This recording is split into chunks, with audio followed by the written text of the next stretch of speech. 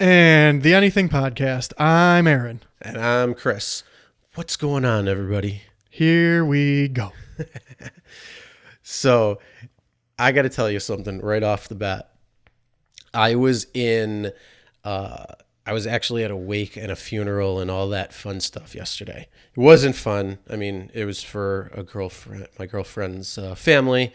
And so we go to the cemetery, and one of the craziest things about that was, let me get that. I don't need that out there. So one of the craziest things out there was when I was walking from the car to the actual spot, like plot where they were about to bury her. I'm looking at the gravestones because I'm just, I'm looking at dates to like basically when they were born, and then, how old they were when they were passed away, and, how long ago it was. I saw I think the earliest I saw was 99. So it was, over a 20-year period in this little spot of people that were right there in those plots. And the one thing I realized was it's not just one person on the tombstones. They actually have some that are like husband and wife. And okay, so the first one of them I looked at, or two of them I looked at, was they were both passed away and laying next to each other and weren't too many years apart. Then there was another one I looked at, and the one passed away in 2006 or something. So it was it's going on 15 years right now. So you have this, and it got me thinking, and I'm like, well, what if this person, and it was the woman who died, so it was the wife, so the husband's still surviving and living, as far as I know. But what if that husband found a new life partner to live with and share their life with, and then all of a sudden, I mean, they were already old, he's already older in age, because I think it was 40s or something when they were showing the born on date, and so obviously older. But I'm like, well, it's been almost 15 years, so what if this person found a new love? Yep. Found a new soulmate, and then imagine having that conversation, being like, well, yeah, I bought a burial plot with my wife who passed away. Yeah. So what do you want to do? Well, I've thought about this, and I'm glad to announce that I'm coming out with my own app. It's going to be called Plot Swap, and you're going to be able to swap your plots. So it is a really good question, but it's an app in development. We're going to be coming out with it. It's a plot swapper app for exactly this situation. But it is a good question in all seriousness. So now, according to, I don't know much about this, so there's family plots. I do know that. But we'll talk about the family plots in a little bit. But first, let's go through. Yeah, what do you do? The just the husband-wife plots. Yeah, because like I said, there were quite a few that I was looking at that one's still surviving and living. But here's the other thing. Yeah, if they get married and they have that conversation, say, "Well, I'm getting married next to my wife that has passed away." Yep. And then you find that new person, then you say, well, what do you want the plot a little bit a little further down or something? Or do you say, well, you know what? Hey, you made me a little happier. Let's get a plot. So Here's the thing.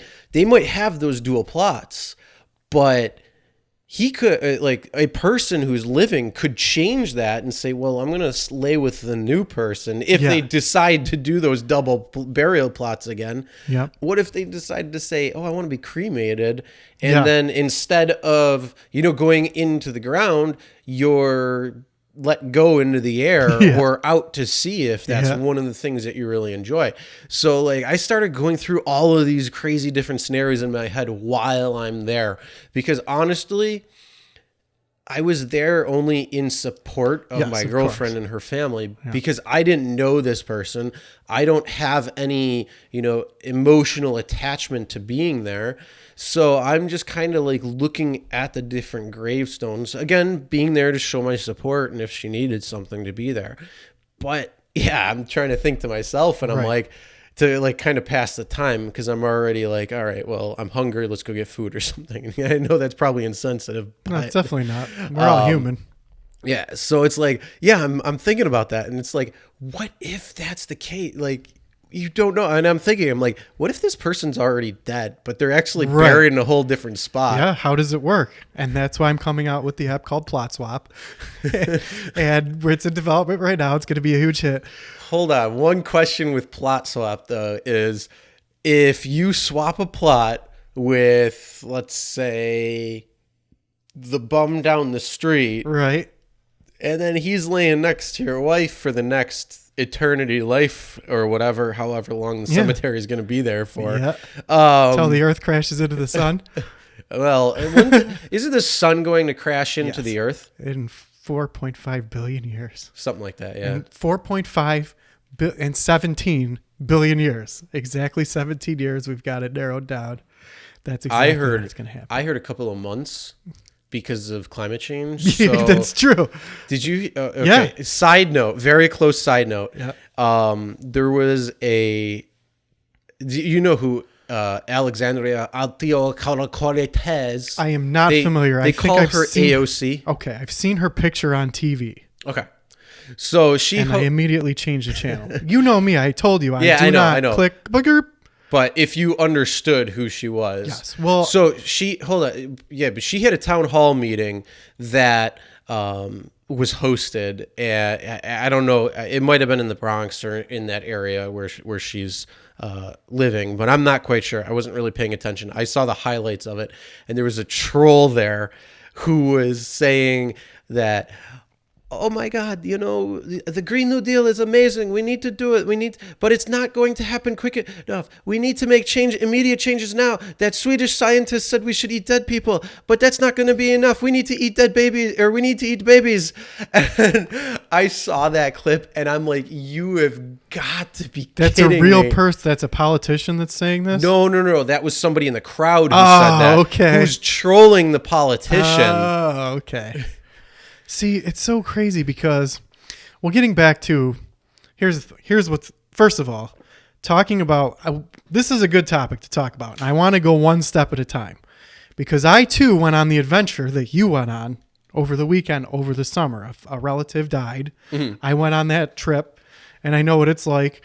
And it was a relative of mine. So there's a little bit more of an emotional attachment. But the first thing is, I've said this before, and I don't know if I've said this on the podcast, but when I die, I want to be hermetically sealed in some kind of capsule, maybe even 4 or 5 different pieces of me, and I want to be launched into outer space in a trajectory to where I fly across the universe as far as possibly calculable so I don't run into any planets or anything like that, and I want to be launched across the universe. So that way, that I'm not so when the sun crashes into the earth, I just don't get evaporated and my genetic material can be spread across the universe. Chances are, and no matter what trajectory you choose, you will never hit a planet or a star. Okay. Just by sheer chance. Yeah, I mean, good. Think of how big. Well, I don't want to hit like Uranus. Yeah, but I want to get out of the solar system. But think of how big the entire Milky Way galaxy is. It's 100,000 light years across, probably.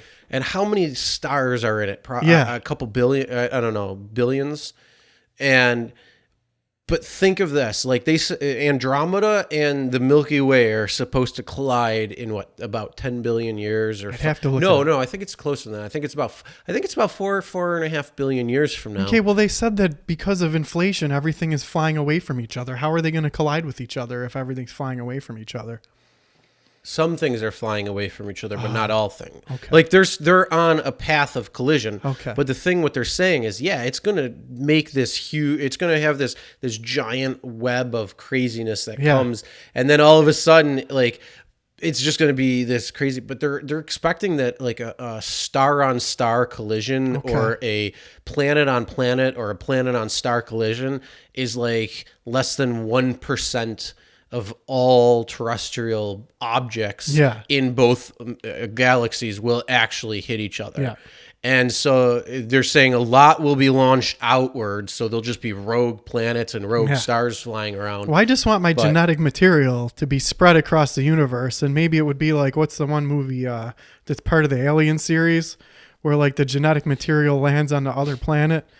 Anyway, that's one. Maybe my genetic material will land on a planet and start a new form of life form. Who knows? But I want to be. I don't know, because wouldn't that be like death? Probably. Like, I mean, well, I'm already dead. Your ashes in that, so your life. I don't want to be ashes. You got to. I want to be hermetically sealed somehow and shot into space. Or you can put me in a blender, blend me up, and shoot me all over the place. So I'll fly across the universe. Soup. Yeah, fly across the universe. Or you can now get buried in an egg type thing to where a tree will grow out of you if you get buried in a planet. That might be a better option. So the thing that's weird about I don't know. I kind of like your idea where like you get shot out everywhere and be like, well, fuck just the Earth. I'm going all over the place. And then you could, it's like you jacking off and it's like, blah, blah, blah. And it's like, I spread my seed to the universe. Exactly what I wanted to do. Because you're right. The sun is going to expand until it torches the Earth, the universe. But if I'm already out there, my genetic material, man, and then you can live forever. Yeah, but let's go back though to the real back to the conversation. So here's what happened for me. Oh yeah. Over the summer, a relative of mine passed away, 86 years old, good life. You know, it's emotional, but the thing is when you go on that, and I was actually part of the proceeding. Mm-hmm. So when you go like a pallbearer or something? Yeah. I had to actually hold the casket right lower right until you put it right into the ground. I've never done that before. Mm. And unfortunately, in my life, I've been to... Don't they have like the little crank that they like start... Like you put it on this space and then they crank it down and then you're like, you don't have to... Because I'm sorry, but I'm not 6 feet tall and graves are 6 feet. So if I start like taking myself and putting it down, I'm going to fall. No, you hold it from the you take it out of the funeral home, you carry it out, and then you put it in the hearse, and then you hold it from the hearse over the plot, and then they lower it down with the crane type thing. But you have to slide. You're still holding it, and I had never done that before. Mm. But the whole experience, so, you know, you're confronted with the fact that life is mortal. You're going to die. Yeah. And no matter what you do, if it's a friend, a family member, even you're just there. You can't help, at least for me, you can't help but think of, well, life is going to end. Mm-hmm. And then also everyone around you is somber because you're at a funeral.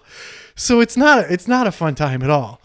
And what I realize is nobody has really, the feeling that you get when you're facing mortality, when you're there, it's indescribable. I don't think that there's a word in the English language that you can put for that feeling that describes the way you feel when you're in that environment.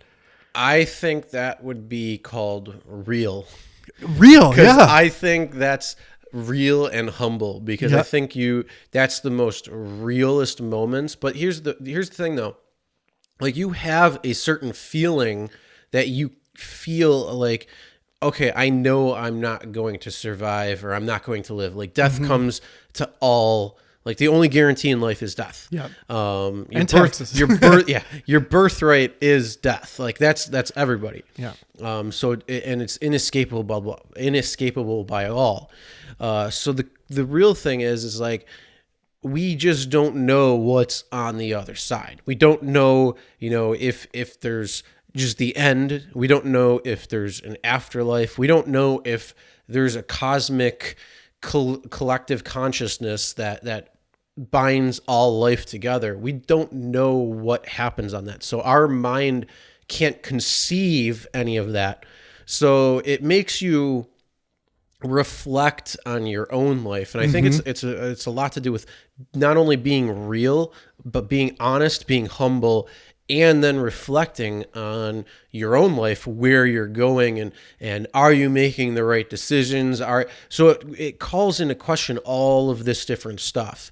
And I think I kind of got that a little bit when I was there, Right. This time around. But I've had it obviously much different when it's people that I know, Right. because it hits you differently, and Sure that's does. part of the grieving process, though, is like the figuring out and the anger and the depression and the moving on and all that good stuff, and the acceptance or whatever.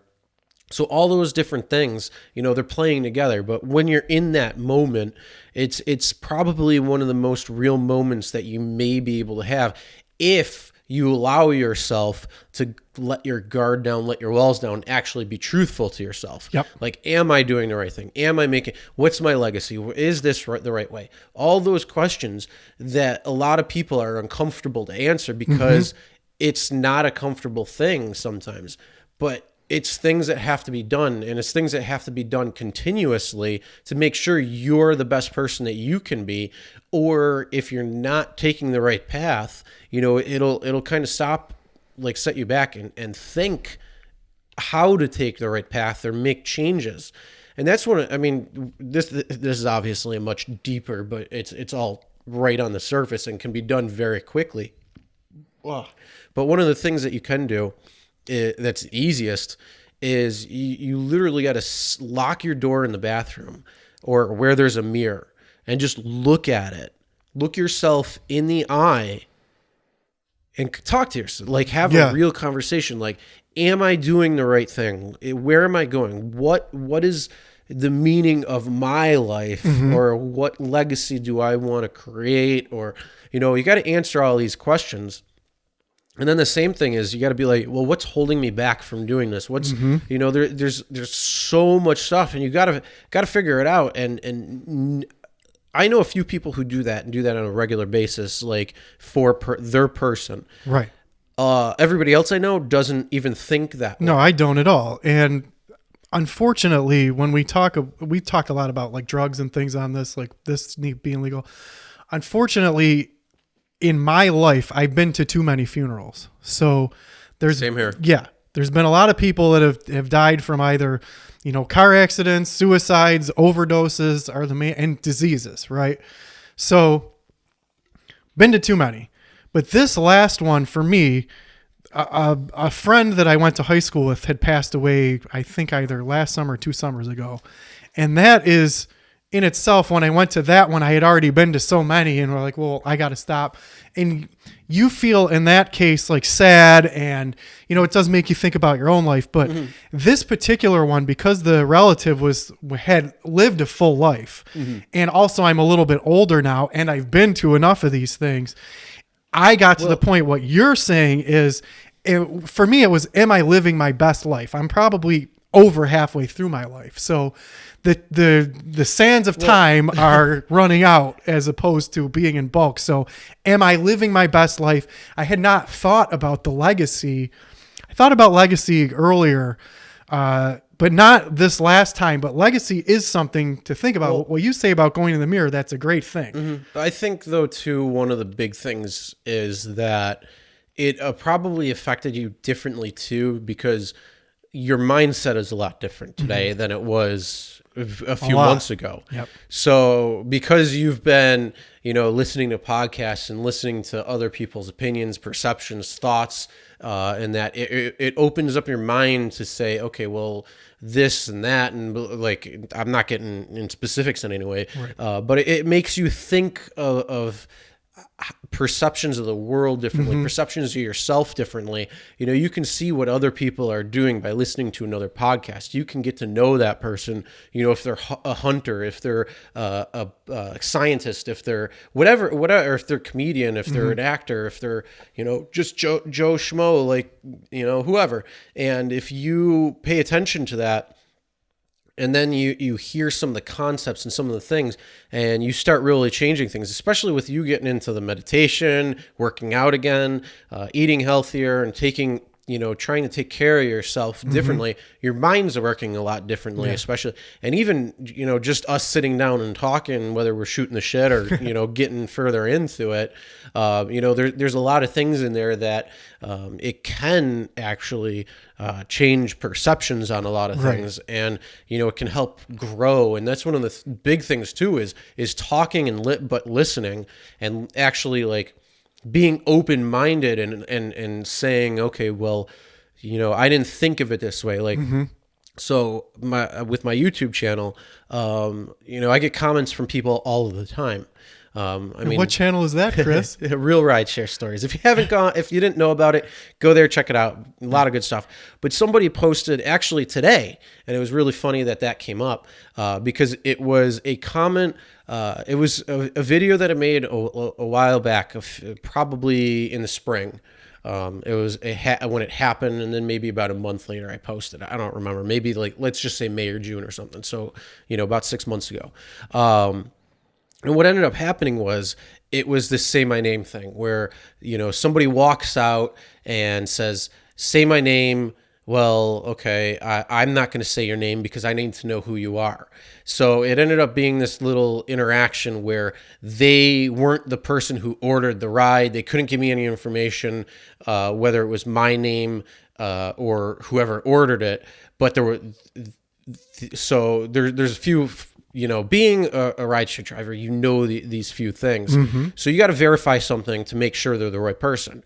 Now, she couldn't provide that information, so she goes up to the front of the car, looks at the license plate, comes back and says, "Oh yeah, that's the license plate that they told me, that my daughter told me." Well, first of all, it was a guy's name who ordered it.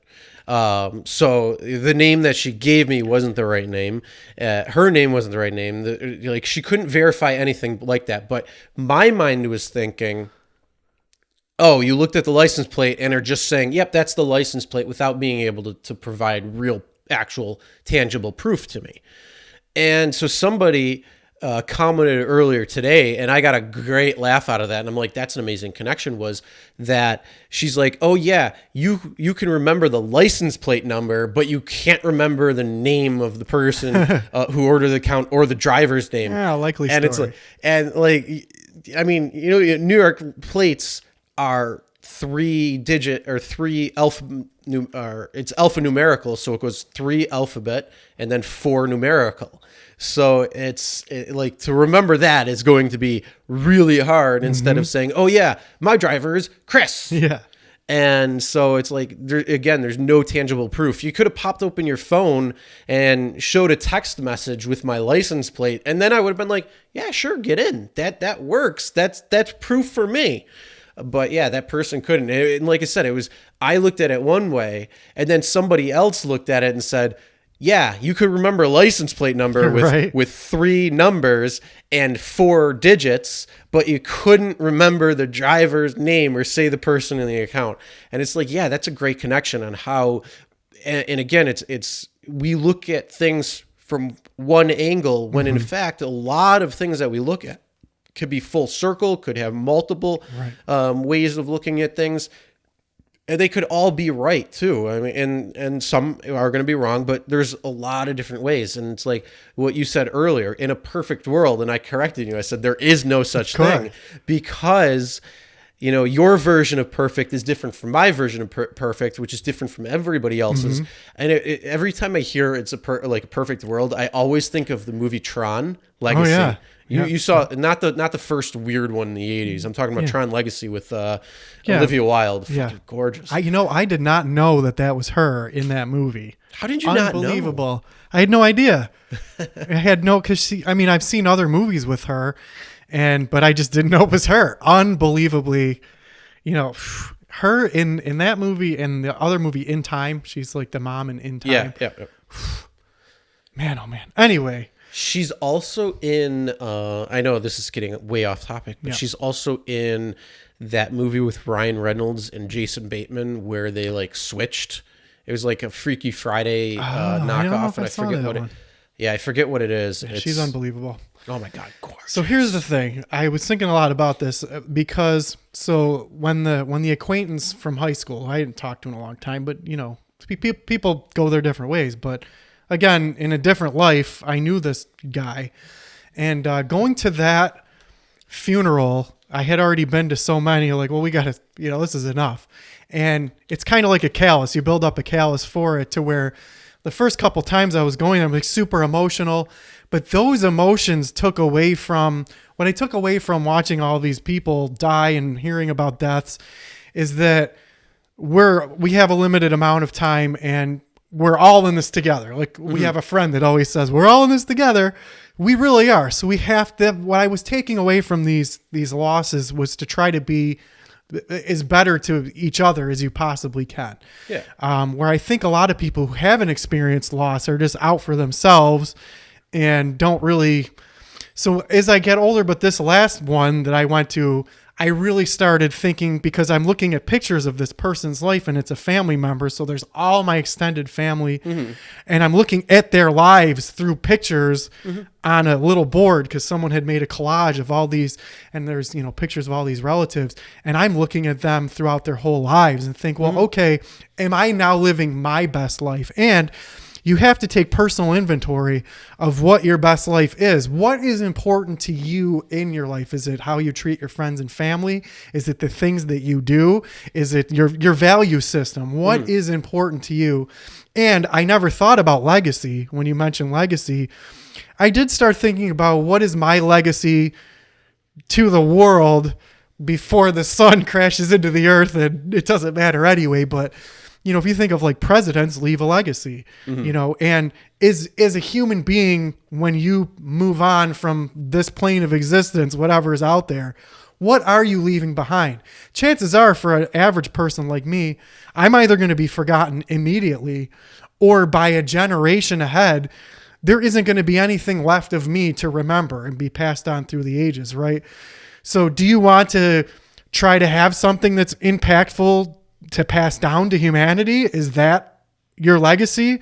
So there's a lot to think about when you're confronting death. And I think that only comes with age. Now that I'm, at the very best halfway through my life. I would say part of it comes with age. I would say part of it comes with, I'll even throw in the word maturity. Yeah. Because there's a lot of people out there that are, they could be 60, 70 years old who haven't thought about it. Nope, just talking because they're just going through the motions and they want to like mask their life, or they want to run from certain things instead of facing them head on. And working through your demons or working through obstacles or whatever it is. And also being able to say I'm wrong is a huge thing. A lot of people can't do that. They have to be right. They cannot. And one of the things is you have to be able to say, I was wrong and I can be better, or I can do better, and I need to be better. And if you can start doing that, I think it's going to open up a whole different type of humility. Humility for humanity. Yeah. And, one of the big things too is it doesn't have to necessarily be your legacy to the world, but it could be a legacy to your family. It could be a legacy to your friends. It could be a legacy.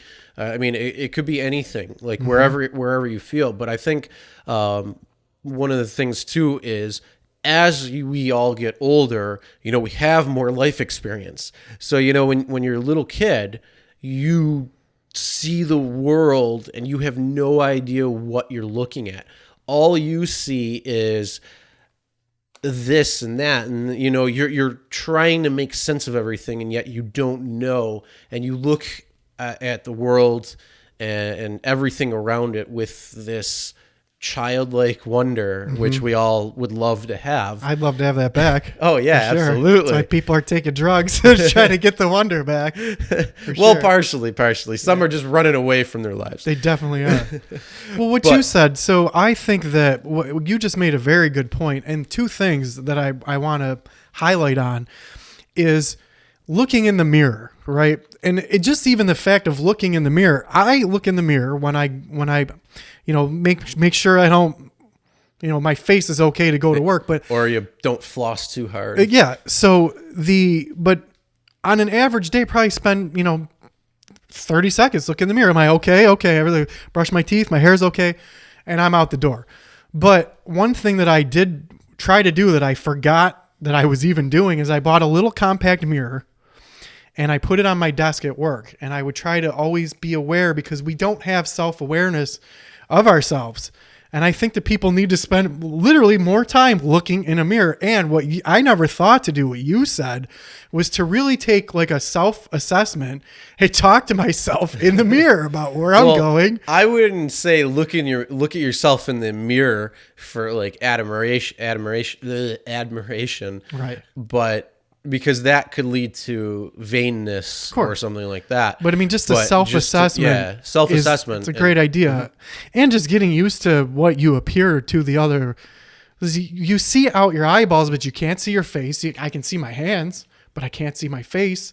In fact, I've said this before, but I often forget that my skin tone is darker than other people. And, I don't want to get into that path, but I forget what I look like, and people will bring it up to me. We're still dealing with some after effects of what happened a long time ago, but I forget unless I look at my hands. So I think I need to be more conscious of myself and take a personal inventory, which is a great point. Yeah, definitely. But that's what death will help you really. If you can get over the emotional impact of being, because people don't want to confront those emotions. I don't know I don't know if it's going to take away the emotional impact, because the emotions are going to be there, but I think it's going to take down that guard or open up this realm of possibility, because it's literally staring you in the death is literally staring you in the face. So that's what you're in this mindset where it's like, okay, well, what about my legacy? Or I had somebody close to me die and they were, I'll be that in 2 years. I watch Bar Rescue with John Taffer. I don't know if you watch that. Yep, great show. Amazing show. But he lost his father at a young age. I want to say it was like I think 34 or something. Really? I didn't know that. And so he thought throughout his entire life up until 34 that he was going to die at that age. So he had this mentality that my life is going to be short. Right. So what am I going to, and I mean, I can't speak for anything else, but a couple of things I've heard him say, at least on the show when he was talking to people, that he thought he was going to live to 34. And then, you get closer to that and closer to that. And you're like, oh, shit. Yep. And then, he was at 34, but yet he's much older than that now. And it's like, again, it's this mindset that, it's like if you get into a car accident, you drive normal, and then all of a sudden somebody hits you in the rear. You slide and hit somebody in the rear. And then all of a sudden, we'll use the example that you rear end somebody else. So all of a sudden, you're going to be so aware of the car in front of you every single time you drive, and be like, okay, I'm going to leave extra time. I'm going to do all this different thing. And you're going to drive differently after that accident. And sometimes you could get back into the normal of it, but other times it could have very long-lasting effects. Whether you call that PTSD or not, it's still some sort of trauma that you have to face, and it's going to be different than your driving from what you were before to after that. Well, Chris, I would never rear end anyone because I'm a very excellent driver. And anyone who's seen the movie Rain Man knows what I'm talking about. I'm an excellent driver. But the reason that I would do defensive driving. But did you die? That's another great movie. But did you die? Well, so when you want to talk about defensive driving, yes, PTSD can happen to you. And here's what happened to me. I got into an accident when I got hit by a drunk driver when I was 18 or 19. And from then on, because I was only going about 25, maybe 28 miles an hour because it was a snowstorm, and a person was driving their children around at 7:30 or 8 o'clock in the morning drunk, taking their kids to school, and it was a snowstorm. They slid through a stop sign and hit me, and I had enough time to try to pump the brakes like you're supposed to do. And then the car hit me, and then it pushed me into the other lane, and the car hit me. So I hit. So you got hit twice. Yeah, and I hit my face on the windshield and my throat on the steering wheel. I thought I broke my neck, and I was not going very fast at all. So I thought, well, if this is the impact of going this speed very slowly. I can't imagine getting into an accident for 55 miles an hour. Well, later on in life, the weird thing is, once this consciousness of driving didn't happen immediately, where I wasn't afraid to drive after that until like years and years later. And all of a sudden I just started being more conscious of having a fear of driving. I didn't want to go on the highway. So, and if I did go on the highway, I would make sure no matter what, that there was enough room for me. I kept everyone as far away from me as possible. The car in front of me had to be 50 feet away. No one behind me, no one to the right or left. And I must, people must have been, what's wrong with this person? But I make it places alive, right? So what's weird is the impacts that events have on you in life. For example, going through, like I lost a family member at a relatively young age, and subconsciously, I didn't understand how I was treating other people because of that loss. Or when you're repeatedly going to funerals, for some reason, I thought that the only thing that was important is like treating people with the most, kind kid gloves that you possibly could, or being, seeing the world through rose-colored glasses and always being there for other people. The weird ways that being experienced and exposed to funerals and death has affected me subconsciously, of the way that I treat friends and family members, or just the way I'm conscious towards life in general, that it's limited and we're all in this together, is very skewed. And I didn't know that that's how I was viewing the world until, this past year, where I've been on the path of what you're saying, starting really, think of what's my legacy, what is my impact, how does my brain work and things. So that's the effect that death has had on me. What do you think do you think there's subconscious effects on you that maybe you don't even realize because you've experienced loss? Oh, of course. There's absolutely.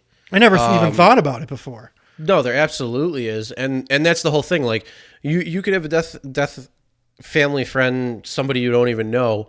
I mean, and throughout your life, and then all of a sudden you get to this one and it just hits you because maybe the one previous one you never fully took the time to comprehend, or even if it doesn't have to be death in general. It could be anything. It could be a bad breakup, it could be some sort of trauma in your earlier life, of anything, any faction of what it could be.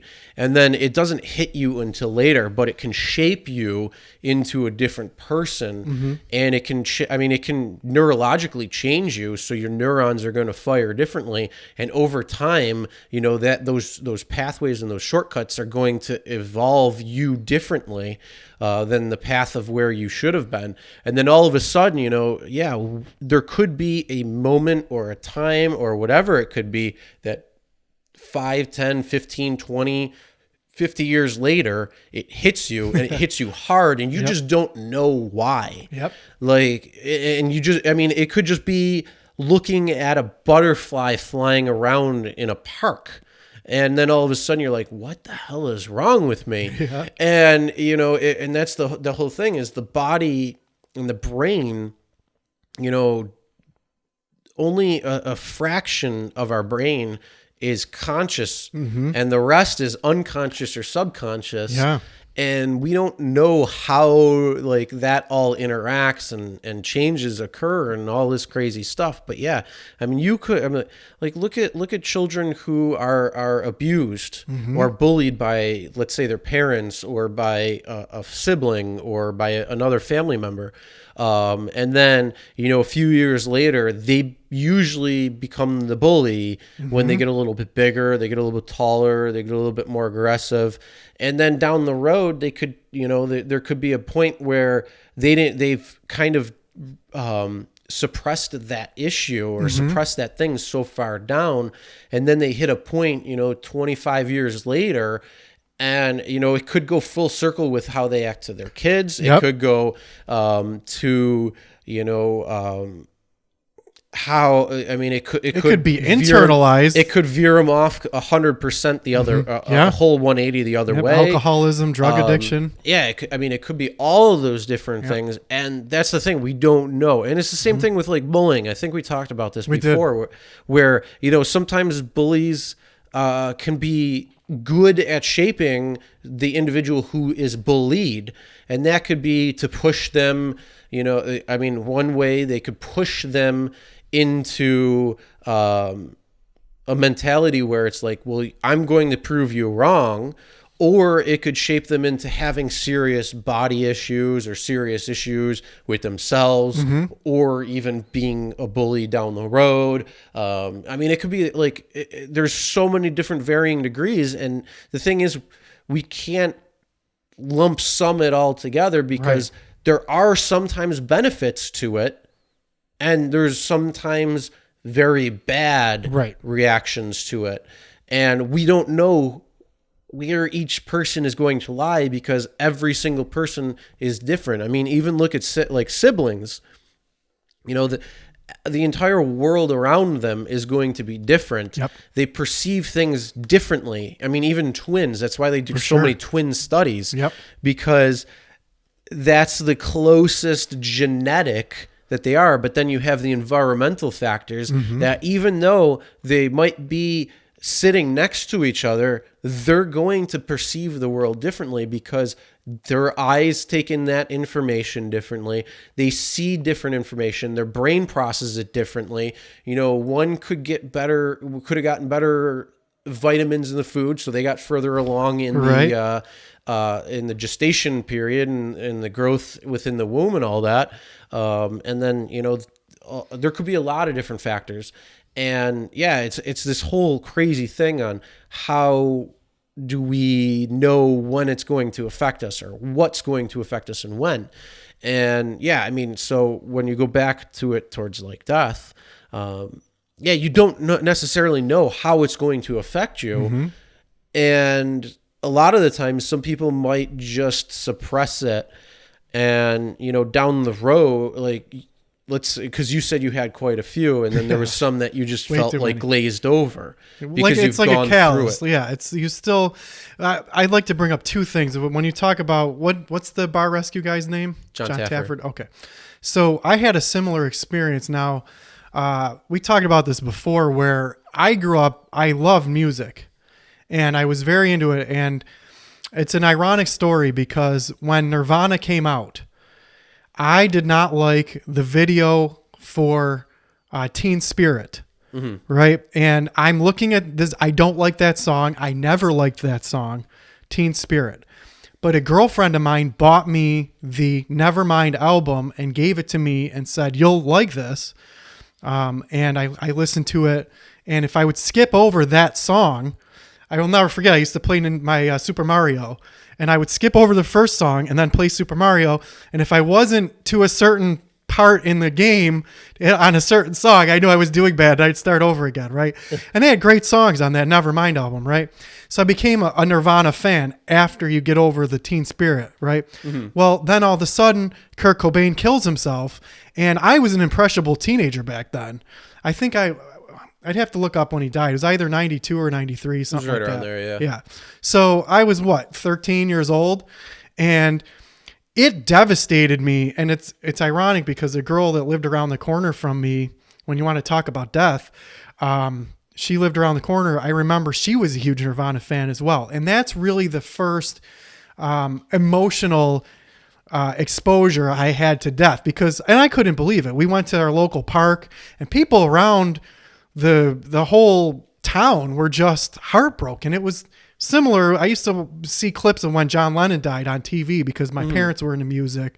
My mom was a big Beatles fan, and growing up, listening to these classic rock. Well, when John Lennon died, I would see on TV, people in New York City were just, out in the masses and mass crying. Well, it was along the same lines for anyone who liked alternative music in the 90s. When Kurt Cobain died, it was just insane, and he died at the age of 27. So, but I learned two things from that. Growing up, it wasn't the DARE program in school that was telling me not to do drugs. It was music.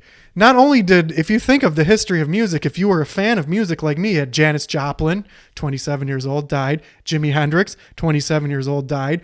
And all of the earlier famous music, Jim Morrison, you know. So I already knew not to do drugs by the time I was in high school, because if you paid attention, all of these people were dying for drugs. Like, okay, don't do drugs. So that's what kept me off of drugs going through high school. And plus I was into sports. I cared about my body, and I was educated. I like to learn things. So I learned negative impacts. Anything has an equal and opposite reaction. So to me, if I took drugs, I was going to feel good for a certain amount of time, but then I was also going to have a negative reaction, and I didn't want that. So that's the reason why I never did any kind of drugs. But also all my favorite singers were dying, right? Well, that's the first impact that I had. And growing up, I'm like, okay, well, if I make it past 27, then I'm going to be okay. Just like, and once I made it past 27, like, now, you know, I had a family member who died at 50. So now to me, I'm 39, turning 40. Now, if I make it to 50, I'm going to be okay, right? Because none of us are going to live forever. But now there's that next plateau of 50 years old. I mean, yeah, that's exactly what it is too. It's like you imprint the circumstances of somebody else onto the possibility of you. Right. And that's the issue, because it makes you think differently. I mean, and one of the things I could say is, let's say you go on a roller coaster, but you don't like them because you're scared of heights, or you're scared of the weightlessness or something. You just are uncomfortable with it. And you think, oh my God, this is going to be it. But the thing that then you gotta ground yourself and say, you know what, this ride, maybe millions of people have been on this ride and nothing has happened. Right. So you have to like check yourself and realize that, yeah, I'm not, where is this fear actually coming from? Is this a real based fear, or is this my mind playing a trick on me? Well, the other thing I think that was a negative impact of being exposed to death is that you do realize that you're not going to live forever. So I think that I try to enjoy having a good time with friends and family members, and prioritizing that over taking care of responsibility and furthering my social status or position in life. So if you have a choice between having a good time now or being responsible and planning and having a better life in the future, because of that that the death, like, well, you know, I might not even be alive tomorrow. I'm going to laugh with my friends now, rather than maybe do something that's good for my career or the future, the future me. And there's been studies that show that people who can postpone gratification can be more successful and build a better future themselves. And the longer you can postpone gratification, the more optimal satisfaction you're able to have for yourself in the future. But human beings are not programmed that way. We're programmed for immediate satisfaction. So I think to a point. Yeah. I mean, to a point, yes, absolutely. Yeah. I guess delayed gratification, right. You could say. Yes. Because I mean, okay, so I'll go back to the YouTube channel. Like it was about a year ago that I started it, so I was at 0. Yep. You know, I put out a Facebook invite to everybody to say, hey, subscribe to everybody, and I got like 1,200 friends or something. Yeah. And like 4 people did. Yeah. So I'm like, all right, well, that was not what I would think. I thought more would have. Like, but you're not going to support me? Come on. Yeah, like, so 4 people did. And so I'm like, all right, well, I'm going to continue going. I'm just going to keep going. I'm going to do my thing. And it took a while. Like, it took a good while for it to start taking off. But once I hit that first, it was like the end of, like mid or end March, and things started gaining some real traction. I hit 100 subs on March 20th. My first 100 subs, and it was like almost 6.5 months in. And it took me that long to get 100 subs. So it's like, it felt good because that was the first real goal that I wanted to hit. And then I'm like, okay, well, now I want to hit the 1,000 subs. Mm-hmm. And because that's when you could get monetized. I wanted to hit the 1,000 subs and 4,000 hours watch time. And at this point, I'm like, oh my God, this is going to take forever. I'm like looking at it, I'm like, maybe I'll be monetized by 1 year mark. And that, like I said, March 20th, right around that range, really took off and gained traction. And one of the videos started doing really well, where I started getting a lot more traction, a lot more views, a lot more subs. So it was the end of May. I think it was May 20th. So it was like 2 months later, I hit 1,000 subs. And it's just because I kept going, and like that satisfaction was great, even though it took so long and it looked like it wasn't. Like, there were times where I'm sitting there and I'm like, is this like, what am I doing? Because you sit there and you edit, and there's a lot of editing time. There's a lot of things coming up with different views, different rides, all this different stuff that you have to go through. And it's not like this quick, oh, I can publish a video. There's a lot before, like a number of hours that you put towards it. And so like, once I got monetized, like hit that 1,000 sub mark on May 20th, I'm like, oh my God, this is awesome. So the channel got monetized the first week in June, which was really great. And, since then things have just grown and grown and grown. And it's like, well, at this moment I'm at like 3,160 subs or whatever it is. But like I'm gaining good traction. There's people who are, regulars that I see commenting or interacting or on live streams. And so when you look at all that, you look back like from this point, and I look back from the beginning, because it's a year. So you usually reflect it like milestone, like time frames.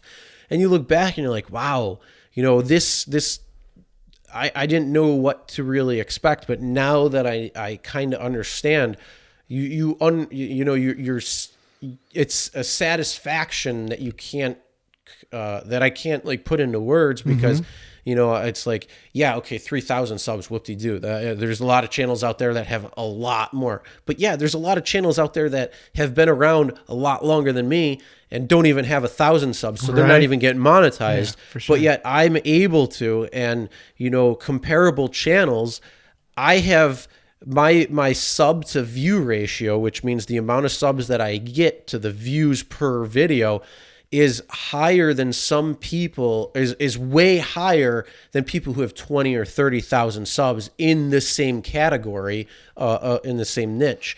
Now, other niches, I'm not sure, because I don't watch all those videos. Yeah. But it's that delayed satisfaction, but it's also the working for it. Yeah. So you're really working for it, and it's like, oh, I could just give up and not do anything. Right. But if I gave up, I would be at that point where I ended. Yeah. Yes, there could be certain growth, because a video could pop, 8 months later, or 10 months, a year later, or whatever, and it could pop and you could get 1 million views or whatever. But the channel could just like turn into something that I never expected. Yeah.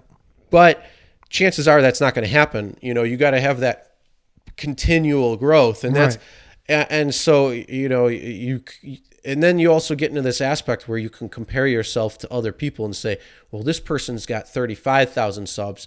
I only have 3,100 subs, and they're making like all these views. And it's like, I can't do that. Right. I'm doing a disservice to myself, and I got to stop that. Right. And that's the whole, it's like this growth, and it's this want where it's like, oh, I want to be there already. But the thing is, if I woke up tomorrow and I was at 35,000 subs or 100,000 subs, I wouldn't look at it the same way as if I had to wait and work for it and continue my effort, because you don't realize what you have or what you put together until you walk that path. And it's the same thing. Like, you can't you can't enjoy or embrace love without hate, and you can't embrace love without heartache, and you can't embrace joy without sadness, and you can't embrace life without death. You need to know those aspects to appreciate what you do For have. a reference point, that makes perfect sense. And it needs to ground, and it grounds you that way too. So there's a song out there. It's like you can't love without hate. You can't be happy without sadness. You can't, like, all these, and it's true, because it's like like on our mixer, you have 0, and then you have you have it looks like the infinity, because it's true 0. Well, the bad times help you appreciate the good times, for sure. Well, delayed gratification. So the longer that you can go, for example, you're working, you've got some money saved up. Do you go to an amusement park, or do you save that money and invest that money? And know that if you invest that money in the future, you may have a bigger windfall than if you spent that money on the amusement park. Or if you have the confidence to, or even coming home and watching a television show, and if you say, okay, well, I'm going to work really hard. I have a project that I want to do that's going to help me advance my future. Do you come home and have the discipline to work on that project, or further your career, or if you're in school studying, rather than watch that television show? So I didn't do a very good job of managing my career and to better my position in life, because to me, once you're exposed to that, well, we could all be dead tomorrow. So I'm just going to live my life, enjoying, but I never planned for the long term until you get maturity. Well, yeah, but not only that though, you're talking about one of the big things is, like, discipline is huge. Like, you really need to have discipline when you're. That's why I don't have huge muscles. I lack discipline. Yeah, but there's more than that. It's like, what's easy to do is easy not to do. Yeah. So you're like, well, okay, I want to be a stand-up comedian. Yep. So I'll go to an open mic night. I'll tell a few jokes. I'll get 2 minutes on stage as an open micer, or whatever it might be. And as soon as people laugh at my first joke, I'm going to freak the fuck out. I'm going to go, fuck this, and I'm going to get off stage because I got stage fright. Is that what's going to happen? Because that's what happened to me. But what I'm saying is, like, you got to know. You got to just start, and then you got to do the learning curve for it. Keep going, and then you got to keep going. And the times that when you don't want to do it, you got to get out of your mind. It's your mind is at a constant civil war with itself. And so, okay, so I'll use my life as an example. So I am not happy with myself for a few reasons. Okay. And I'm not happy with myself because I'm not doing good with my time management. Okay. Which I need which that's what I'm doing, is I'm sitting down. That's your view. Your view is that you're not doing good with your time management? No, because I know what I'm doing, and I know what I'm capable of. Okay. So, and they don't align with each other. Yeah. So my production value is like this, which is low, and my true output is about here. All right. So I need to sit down and figure it out, because sometimes I come home, sit on the couch, open up Facebook and start scrolling through, then go to YouTube, watch. I'm like, oh, that's a good video. Oh, that's a good video. Yes, some of the videos that I watch are, how to sound better on, putting the mixers together, or how to do certain things, so I'm learning. But the thing is, you can learn and learn and learn and learn and learn and do absolutely nothing with it if you're not executing. Yeah, and you're not doing the actions. Yep. So you can get lost and become this knowledgeable nothing. Yeah. And so it's like, all right, well, I got to limit that and work and do the actions. So the big thing that I want to do is I'm looking at reevaluating the channel and how I publish and when, and coming up with tweaks and different things. So I'm sitting down for that. But then, over time, I used to look good. I had a nice, I had a 6-pack, and I was training to try and do a show and all this fun stuff, but I was working out a lot and I was eating healthy, and a couple of things happened. over the last couple of years, and then your metabolism slows down, and then Yep. because you change your lifestyle a little bit, your body becomes accustomed to that lifestyle. So it's hard to break beyond that. So Yep. I was not happy. I'm at the highest weight I've been ever. Yeah, me too. And it's very uncomfortable to me because, I'm a little achy or a little sore. Right. And I have these, I'm just not happy with where I'm at because I know what I'm capable of and I'm slacking at it. And there's, again, my mind is at a civil war with each other because I can work out and I enjoy working out and it's fun. But then the other part of my brain is like, dude, I don't feel like doing this right now. Yeah, for sure. And the stronger voice is going to win. So you are at odds with each other all the time, and there's constant battles. So it's like the one side, the stronger side, that needs to step up, and it's the louder side that wins. Right. So you could be like, oh, I don't feel good, or my maybe I tweaked my arm a little bit. Right. So actually, perfect example is my tricep right at the base, by the elbow, and the tendon right there. It's sore, like very good when I start doing like bench press and try workouts when I tweak it a certain way. And it's a problem because it feels like it's going to get tight and snap. Yep. And I know it's not going to if I tweak it, or if I adjust myself just a little bit, just to get the strength back in that spot. Sure. And once I get the strength back, it's like, okay, but I'll like that one side that says, no, you don't really want to do it. It'll step up and it'll say, no, too bad. You're going to do, I don't want to do this. You don't hurt yourself and this and that. And it's like, then the same thing with eating, I can eat really good, but then it's like, I got this and this and this, and it's like, oh, fuck it, I'll just go and get pizza, or I'll just go. And That's so really I would easy. just constantly eat crap. And, when you eat crap, you're going to feel like crap. You're going to think do. like crap. It's just not good and conducive. Yeah. And then it's the same thing, like, because you're like, all right, well, I don't feel like working out, so I'm just going to sit on the couch or something. So you start slugging it. Yeah. And then you become a slug. It's and then you get exponentially more slower. difficult. Yeah. Oh, yeah. And then you start getting slower, and it's like, well, I want to be active, and I want to get back to that. Right. So it's like, and it's trying to like force yourself. So it's like, you gotta figure it out and say, okay, well, who's going to win? Yeah. So you gotta, and that's the whole thing. And so I started eating healthier again, even though certain times I've slacked. Well, nobody's perfect. You just have to be 99%. That's all. Yeah, but still, it's like that. But it's so my whole goal is I want to do cardio on the elliptical, where it's because I hate running. It's horrible. I get shin splints. Yeah. It's not I just don't fun. like it. I never It's liked not it. fun. I hate it. I don't mind the elliptical. I like it better, and I feel like I get a better workout from it because I can put the resistance up, and I'm sweating my fucking ass off after I'm done doing that thing. Yeah. So I don't sweat that much when I go out and run, or if I'm on the treadmill or something. I don't like running. I don't.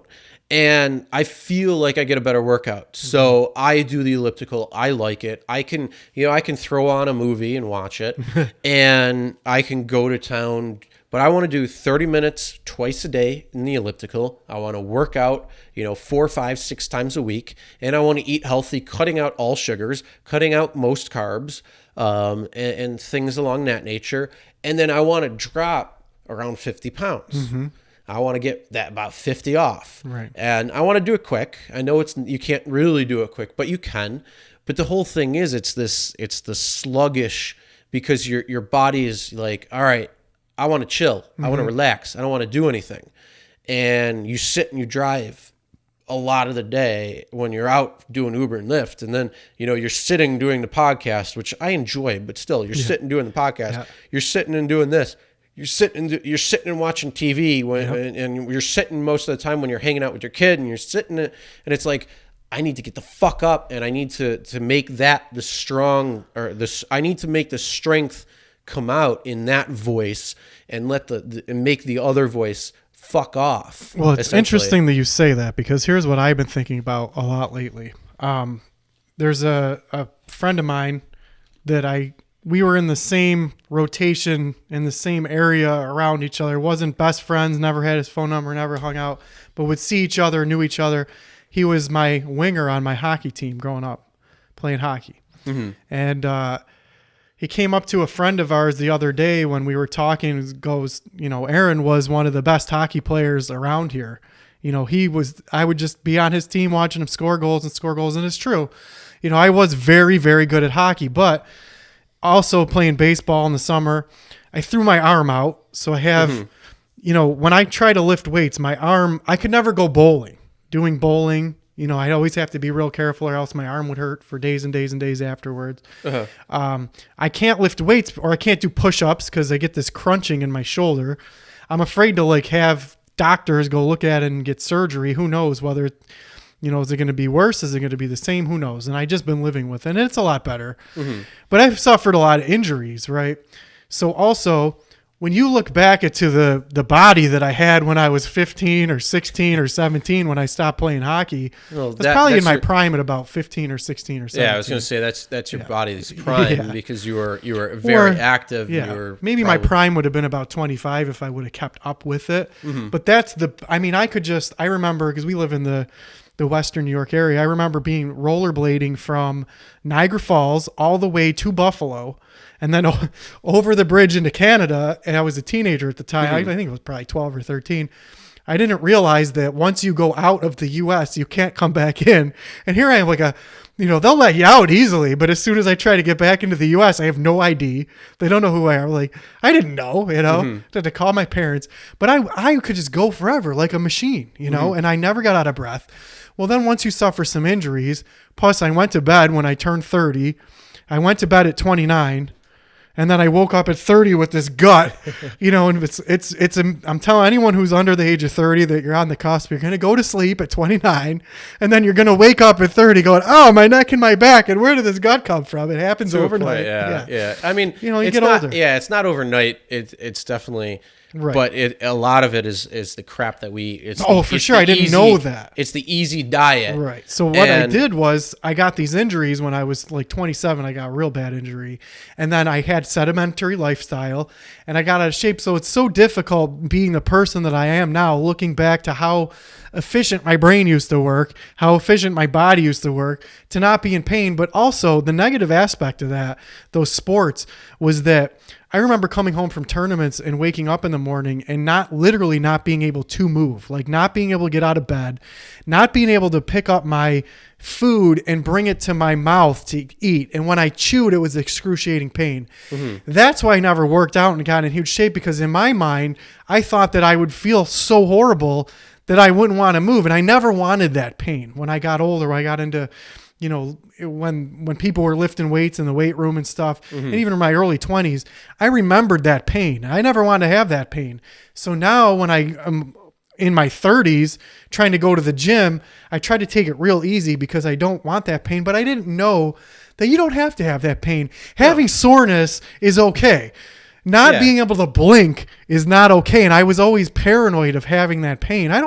You can work out and not have that pain. Yeah, so I have to get over that mental process. But another thing that I wish that I would have paid much more attention to, and that I wish that they would teach in schools, and I want to bring back to another thing that you said, is the value of our bodies. I feel like there's not a lot of education to be careful and take care of your body.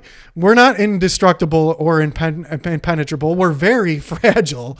So, my view of even though, I had a lot of good times playing those sports and stuff, I think that there's a better way to be healthy, take care of your body, get the exercise that you need to be healthy without having damaging sports. We're looking at a lot of CTE now that they didn't know about when I was a kid, of damage to your brain, damage to your body. So I'm really looking at the trade-off between sports where it teaches you a group activity, and there's a lot of good things that come from being in an organized sport, but the negativity of the damage that I did to my body and even in life, that it's okay to be punched in the face or be tough or, don't pay so much attention to your body. I wish I would have like treated my body like the most precious thing on the planet. And I think we need to start educating people to be more healthy and take care of yourself, and be more conscious of your body. I'll agree with you to a point. But I mean, the competition, that's always been around. Oh, for sure. And I think that's great. Yeah. I don't have anything against competition. Competition needs to happen. Yeah, I agree. And because the reason is because it teaches you a lot more than oh, my body is this holy temple and I need to preserve it. And because if you do that, then you're not going to gain the learning from being in a competitive sport. I think there could be healthier competition. Yeah, but here's what I'm saying is with competition, I'm not saying the hit-on-hit thing. I'm talking about competition in terms of you have to work for something. For sure. And if you don't win or you're not in first place, that you have to, and you want to be, that you have try harder to work harder. For sure. And I think, and that's going to teach a lot of people discipline. Yeah. But in your case, it could have shut you off to that discipline because you said earlier, I have no discipline and whatnot. But well, I used to, but not anymore. Used to, but that's the whole thing. You're like, oh, fuck it, I got rid of it, so I don't need the discipline anymore. Yeah. So it's this healthy balance that needs to happen. Right. But that's the whole thing. It teaches you all these different things. And with, the participation fucking trophies drive me insane. Yeah. It's like, no, not everybody gets a trophy in the real world. Like, there's only 32, like if you're a football player and there's only 32 teams and there's only 53-man roster for each team, that's not a lot of people who are going to make it when there's hundreds of thousands of millions of children or kids who have aspirations to play football. Right. And I'm not even just saying that, but let's say like, playing at the Met. If you want to play at the Met, and you want to be this fantastic piano player, right? And you want to be center stage, the only one there, and you're the one who's playing, and people are coming to see you. Yeah. There's a hierarchy there that says you need to perform better. See, that's my whole thing. I think there's a lot better ways to do healthy. What I think we need to do is take a much harder look at healthy competition where, yes, you want to be the best piano player. You want to be the best at chess. You want to be the best, and pay a lot more attention, though, to negative things like protect your body. That's what, because I was repeatedly programmed over and over again, sacrifice the body, sacrifice the body, sacrifice the body. And older in life, in my head, I thought being tough and being able to take a beating or take a punch or do things was tough, and that's what you're supposed to do. But in the end, you only get one body, and once that body is ruined, you have to live with that for the rest of your life. So I wish that I would have had more healthy competition, and I think we need to take a healthier look at what is healthy competition and what is destructive competition. Competitive sports are good where it teaches you how to work together with someone, being on a team and having to rely on someone else to accomplish a goal is a great thing. Yeah, but then the damage that I got from like, okay, your body doesn't mean anything and you need to allow other people to hit you and just, suck it up and play through the injuries. We only get one body. So I wish I would have valued myself more. Yeah, but see, here's the problem with, that's the whole thing though, is there is, again, competition. The biggest changes, let's just use football as an example. The biggest changes from yesteryear to today are the fact that and we're going to use the NFL, the professional league, because they're at the peak, and they're getting paid for it, and they're getting all this. So yes, they put their bodies on the line every snap that they take, but the difference is they're bigger players than what they used to be. Yep. There's bigger linemen. There's bigger everybody, taller, more mass, all of that stuff. So if you took a football player from today and put them in 50 years ago when the NFL started, no comparison. They would be the dominant force of any team, of every team that's playing in the NFL at that point, because of their sheer size and athleticism. Right. So that has changed. So then you look back at also the protection and the padding. Like they had leather helmets that they put on that didn't protect you from anything. Right. But now you have the nice helmets, and you got all this padding and protection, and it's supposed to make you feel better, and you take a hit and it doesn't hurt. Right. So you can hit a little bit harder and a little bit harder, but those harder hits are actually going to cause more damage because you're protecting that. So let's go back to the original aspect of things, where you just had the leather helmet on, or the low end, just a little bit, because guess what? You're not going to hit as hard. Sure. So in that aspect, it's like, yes, you're making certain things safer, but the consequences of those safer things are causing more damage that we didn't know, because there's a lot. Everything's interconnected, and we just don't know it. Well, I have a weird view on sports right now. Again, like, for some reason, like, growing up playing sports, so if I take a step back out of society and pretend like I didn't grow up in the society that we grew up in, and take like a subjective view towards it, if we only get one life, and life is short relatively, life can be very long. Here's the big thing. First off, you can't step back, look at a different life, and take it subjectively. You can't, because you have that whole life perception. Well, there's definitely bias for sure. But 100%. But so if we take a look at it, though, for me, what I've been thinking a lot lately is the way that we perceive the organized sports. So football is very valued in our society, and the people who are playing football are making a ridiculous amount more money than opposed to someone who, let's say, the garbage man, who provides a function in our society, right? So what human beings value as important, we're going to pay these people, $100 million contracts. Well, the garbage man is just as essential in society subjectively. Why don't we pay the garbage man $100 million? And plus, their job may be more difficult. I would say that the garbage man's job is more beneficial to society, because if we didn't, we would be like London, or you're talking, like England in the 1300s. But exactly. Now you're talking. But the big thing is sports. It's your choice if you want to or not. Well, first of all, let me rephrase that. It's not necessarily your choice. It could be your parents' choice. For sure. But the thing is, you gotta, as a parent, yes, you want to be supportive of their child. So if they excel at something, you want to help push them that way. Of course. But if they decide to say, hey, I don't want to do this anymore, then you got to be supportive of that as well, too. So if they want to go and play football, or if they want to play hockey, or if they want to play a competitive sport, have at it. That's cool. That's still competition that you're going to learn. Yes, there's other competitions. Well, that's where I was going. Like, you could go dance if you want. Well, that's where cheerleading. So, you could go piano playing, and there's all of these different types of competition. That's what I've been thinking about. But it's the choice that if you want to go, it's your choice where you want to go. And the problem is, you make these choices young when you don't know, or you're pushed into it by someone else's, to a point. And I'm going to say that not all, a lot. I'm going to say a lot of people who play sports are not pushed into it. No, they're definitely not. I'm going to say that the majority of kids who want to play, they want to do it. And it's up to them. And then I think if they want to go further, it's up to them, and go as far as they can go.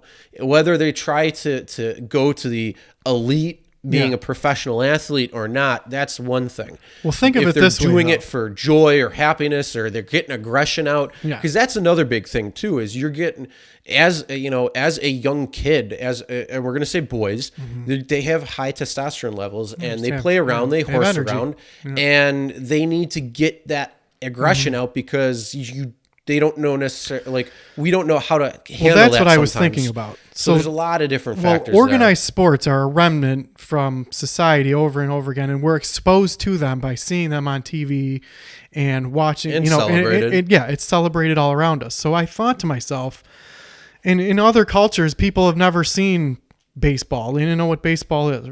Right. Yeah, so there's always some kind of competition in every culture. I was just going to, So, but if we take a step back, and what I was thinking about is, if I had never been exposed to the sports that we know in our modern society, and I was moreover exposed to, let's say, science and where you can be in healthy competitions. Like, okay, we're going to teach you how to try to find a cure for cancer. And whoever tries to find the cure for cancer, we're all going to be in competition. We're going to teach you. You're going to be with a partner, and they're going to teach you how to work together. I just thought that there may be a better use of my time than sports. I think the cure for cancer is a horrible choice to because you're not going to be in competition with each other to find a cure. You're going to want to work with people. Well, that's what sports are. You're working with a teammate. You're working with a teammate against another against another team. Well, the adversary is the cancer. That's not. But just the same thing as like, okay, the one thing you really want to look at is, let's say, okay, if you want to use a science example, well, we can use any other example of exposure. So if I was exposed to something different, let's say, be the best at music, or be the best at chess, or be the best at, and chess is still kind of a competitive sport, whereas music is not a competitive sport. Well, working together with people, definitely, because there's music competitions that they have, for sure. And then there's dance competition. There's a lot of different competitions. Yeah, but getting away from the physical, like, I think what is important to me is to get away from the physical, like, violence of some sports. Baseball is not so much violent. No, it's just boring as fuck. It is really boring. So here's what I think can improve baseball.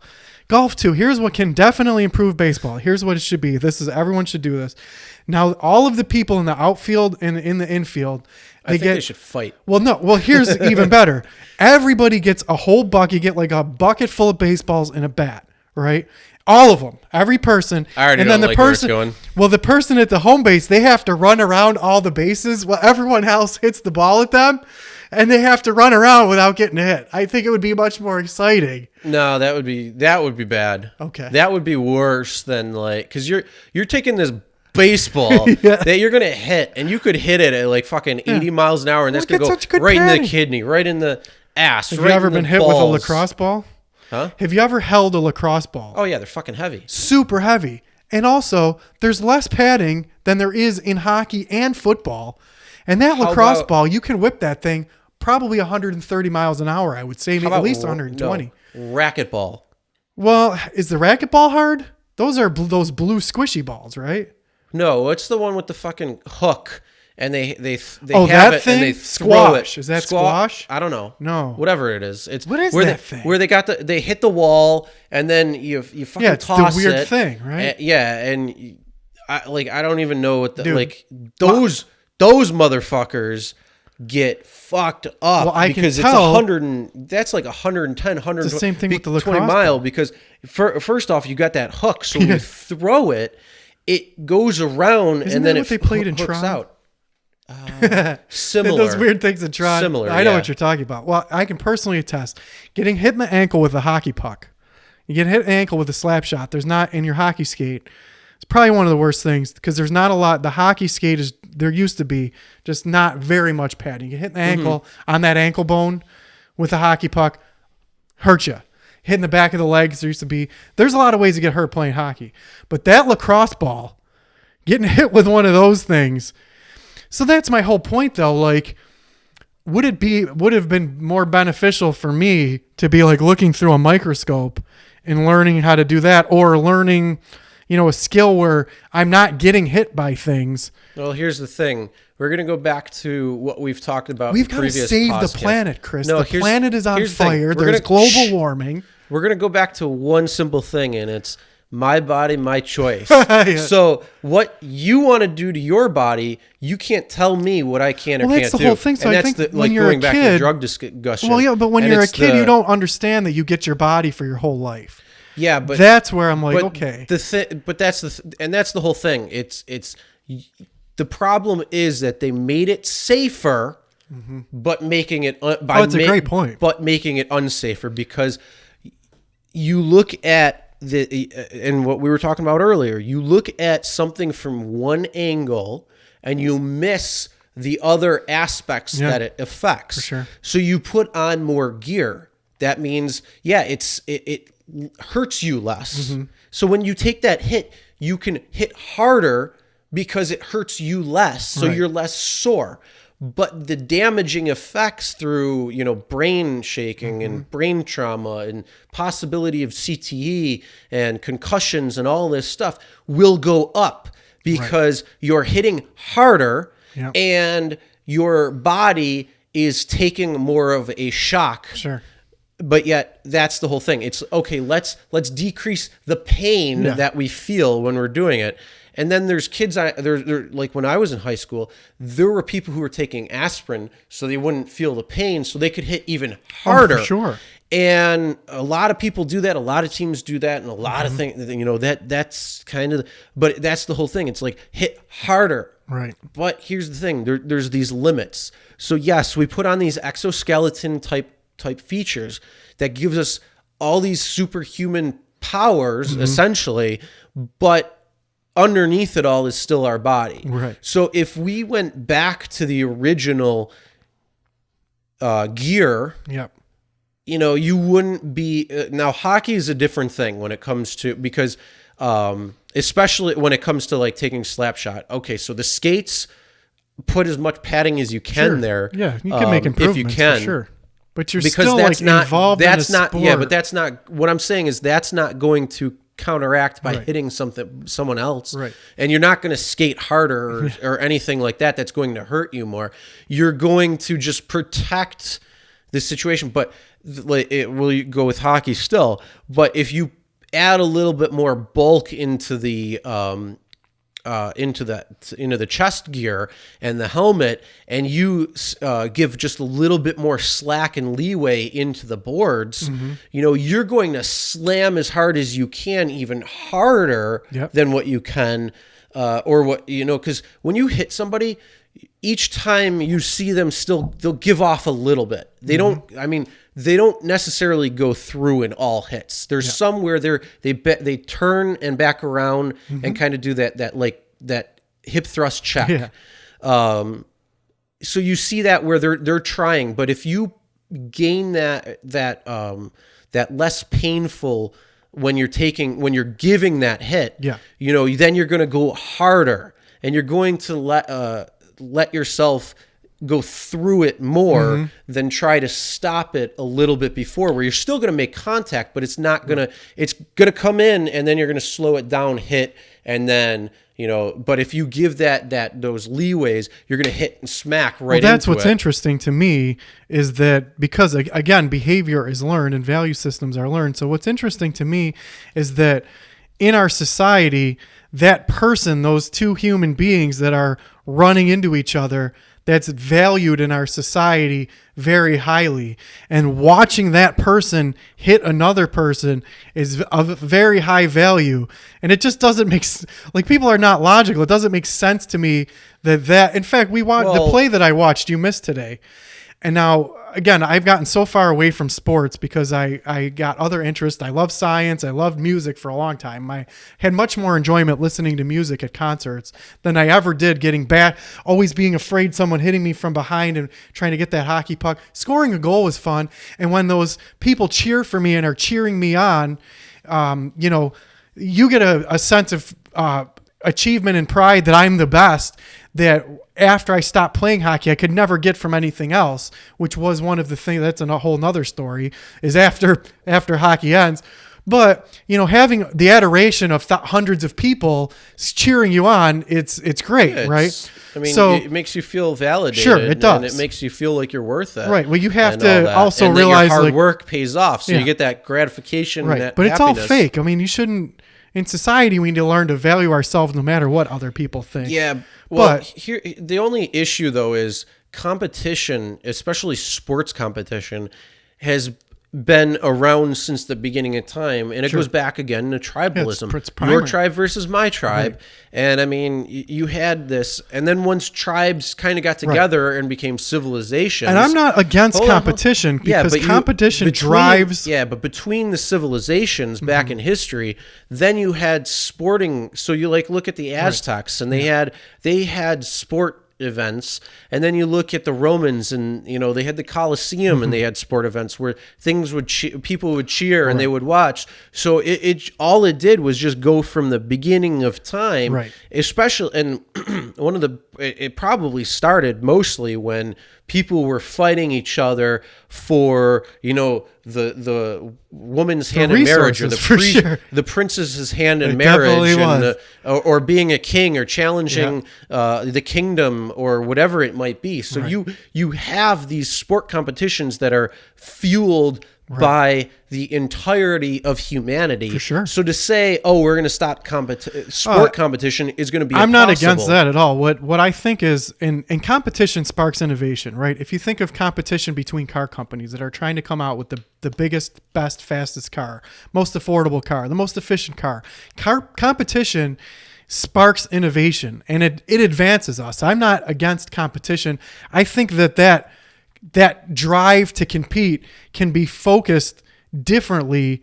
It can, and valued. Not. I know, but that's what I'm like. Well, we only get a limited time on this planet, so but that's the whole thing. If somebody wants to come down and say, I want to do football, I want to play hockey, I want to do this, I want to do that, and it's a competitive sport, you can't say, well, you can't do that because it's going to harm your body. Well, I would never do that. Hopefully, you can inform somebody and hope that they make the right choice. No, again, behavior is learned. If they were never even exposed to that. They're going to take the risk assessment, and they're going to say, is it worth it or not? And some people might say, yes, it's worth it, or think it's worth it, and then down the road, they don't. Look at Andrew Luck.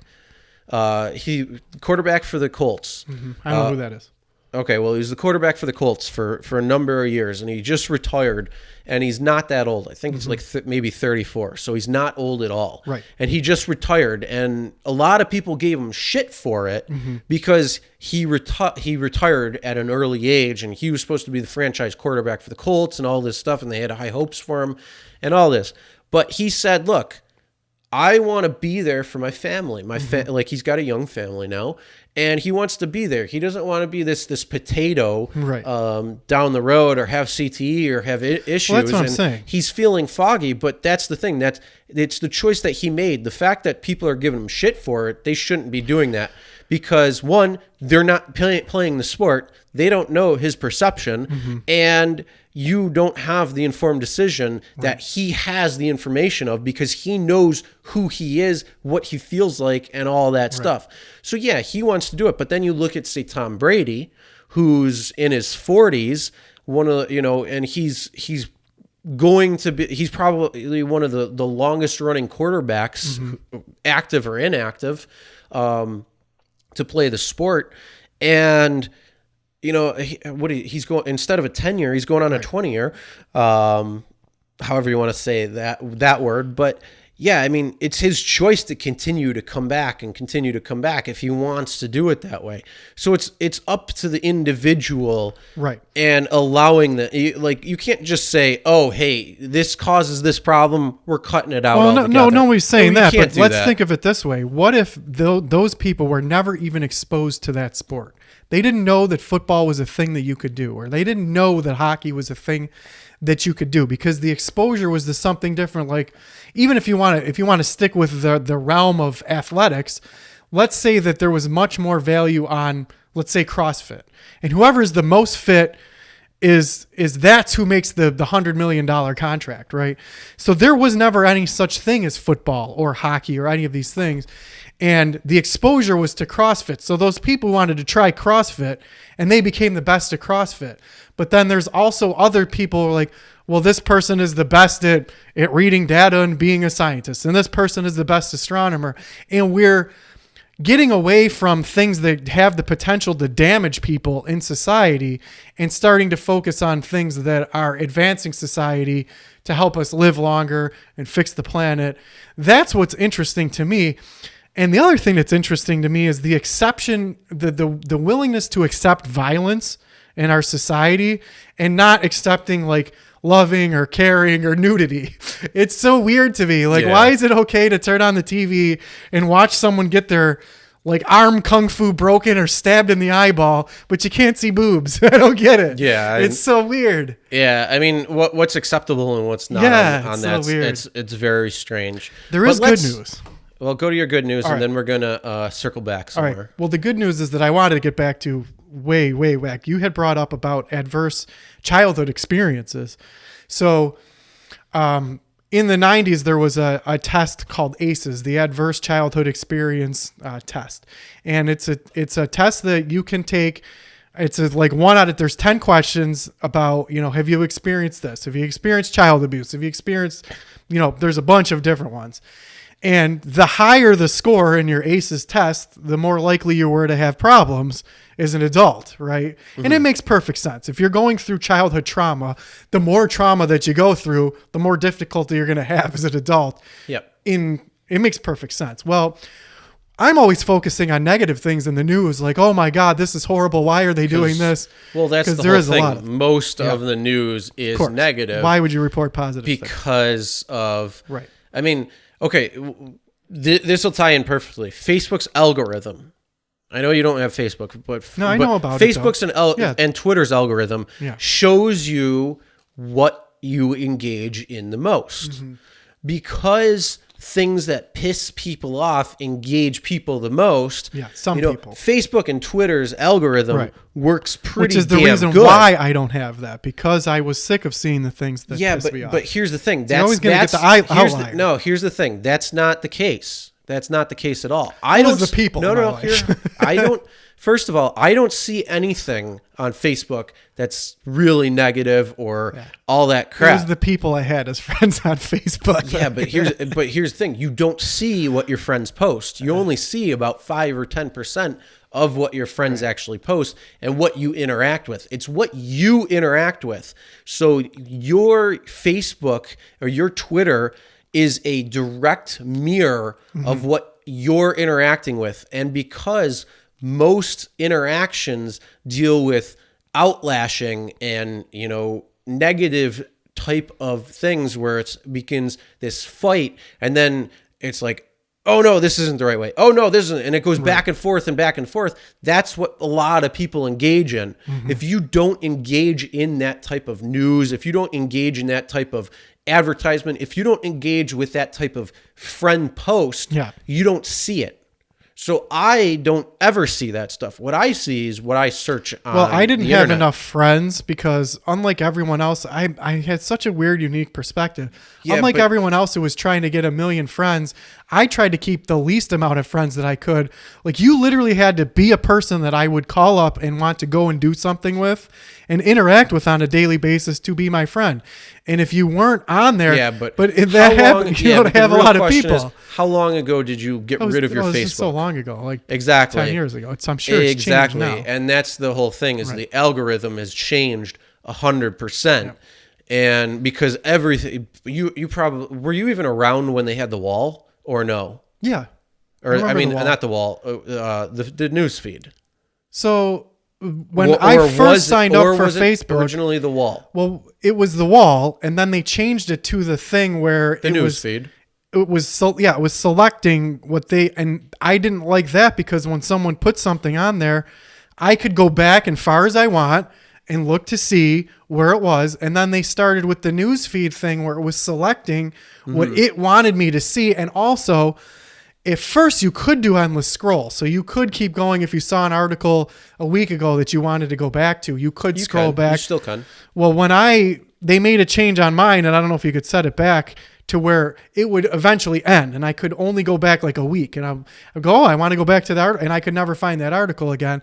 Then what was happening was a lot of people would post things that were nice, but I was getting some people who were posting misinformation, fake news, and bullshit because they don't understand what science is. Yeah, but here's the thing. So I had to get rid of it. Yeah, but if you engage in that... So if I was clicking on all those articles, then I would get more of those articles? That, or if you engaged in comment on and saying, dude, you're wrong, or this and that, and then somebody said... I just scrolled. This...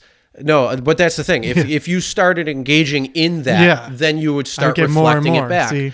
But if you liked, let's say, traveling, and you want to travel a lot, and you started looking up people who went to Bora Bora, and you were looking up pictures, and you were on like Thrillist Traveler or Travelers Unlimited or whatever page of travel is out there, and you started liking those pages, that's what would populate your feed. So if you would start seeing posts from your friends who are on vacation, you would start seeing posts from people who are talking about vacation or talking about world travel.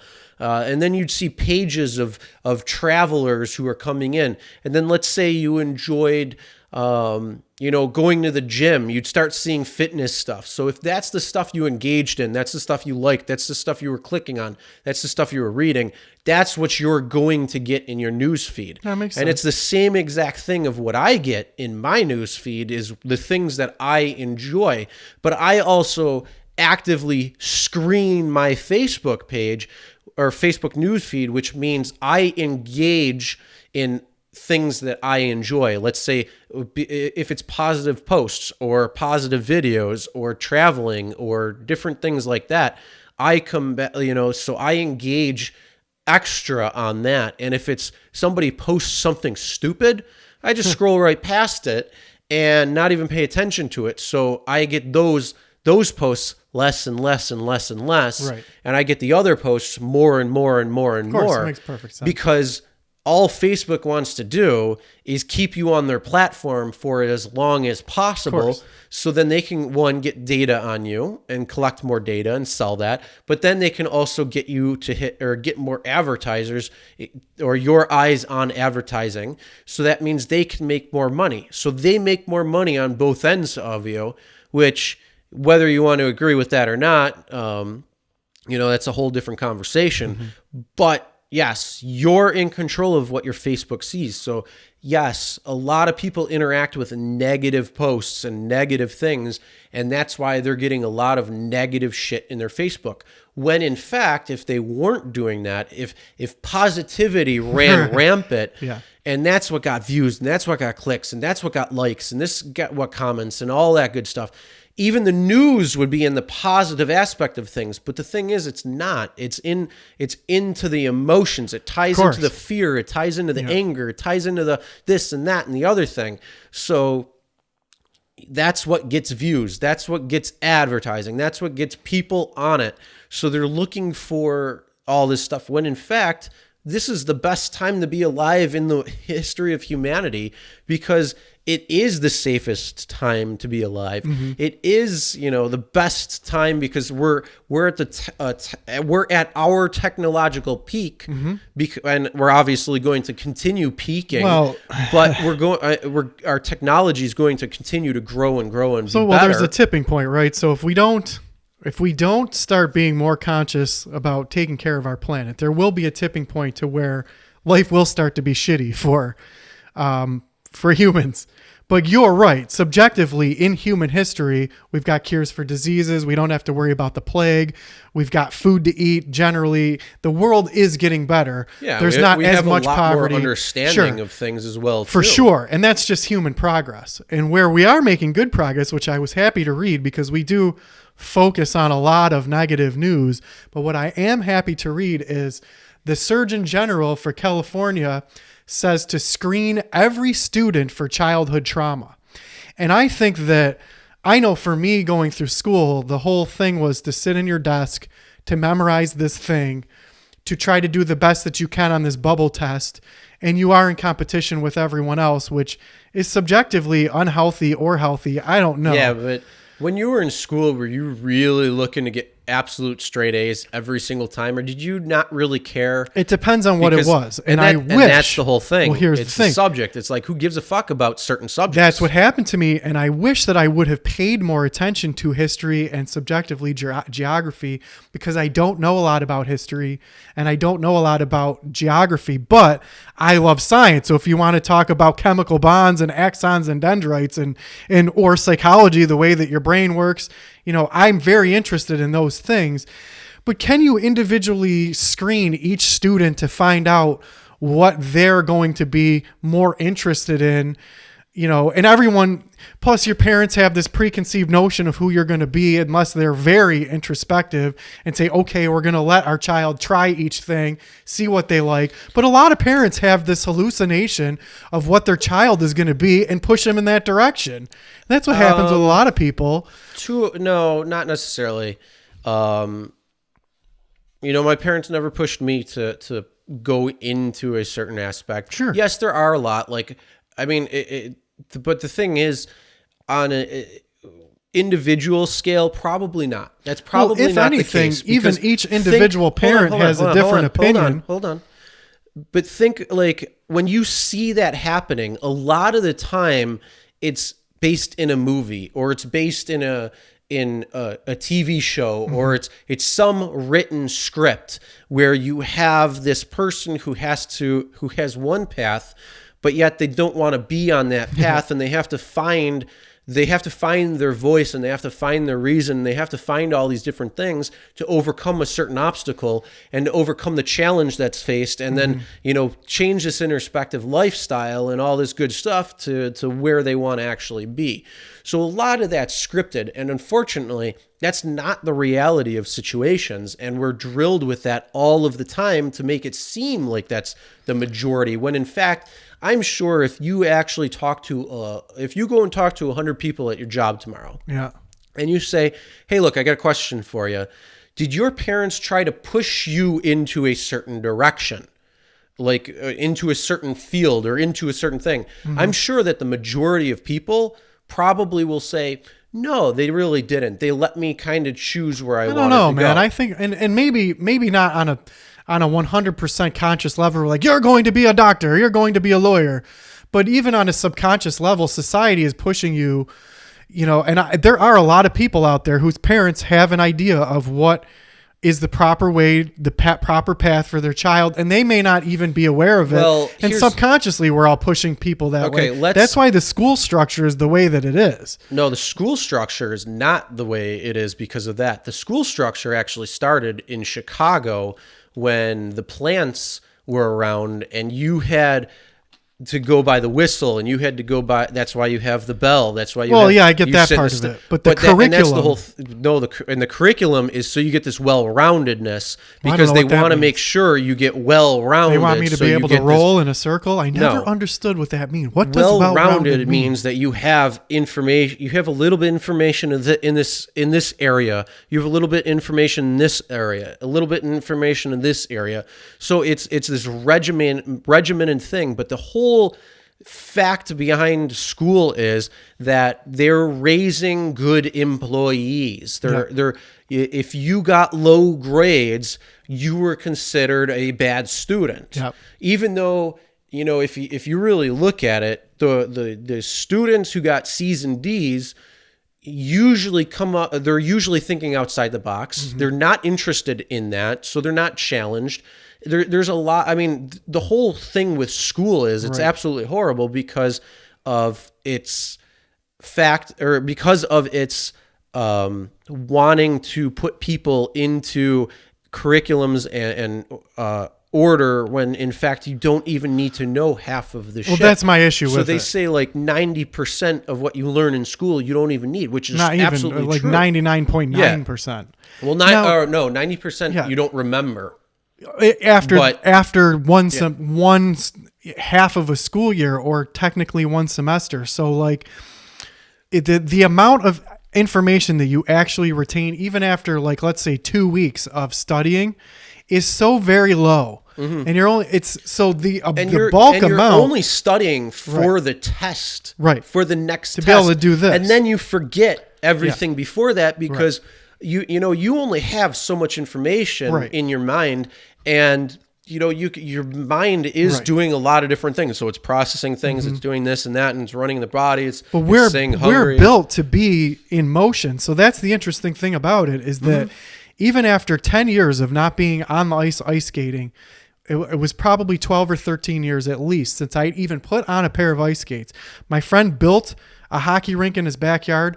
I borrowed my brother's ice skates. I put those things on. I picked up that hockey stick, and immediately I skated backwards, doing backwards crossovers, stick handling backwards, spun around and did a 360, took a slap shot, and scored a goal like I was a pro and had not even touched ice skates in 13 years, because I learned that from repetitive motion. Exactly. Where that's the problem with school. Motion. Yeah, we need some kind of like active technical training, but we also need to be intelligent about what you're teaching them.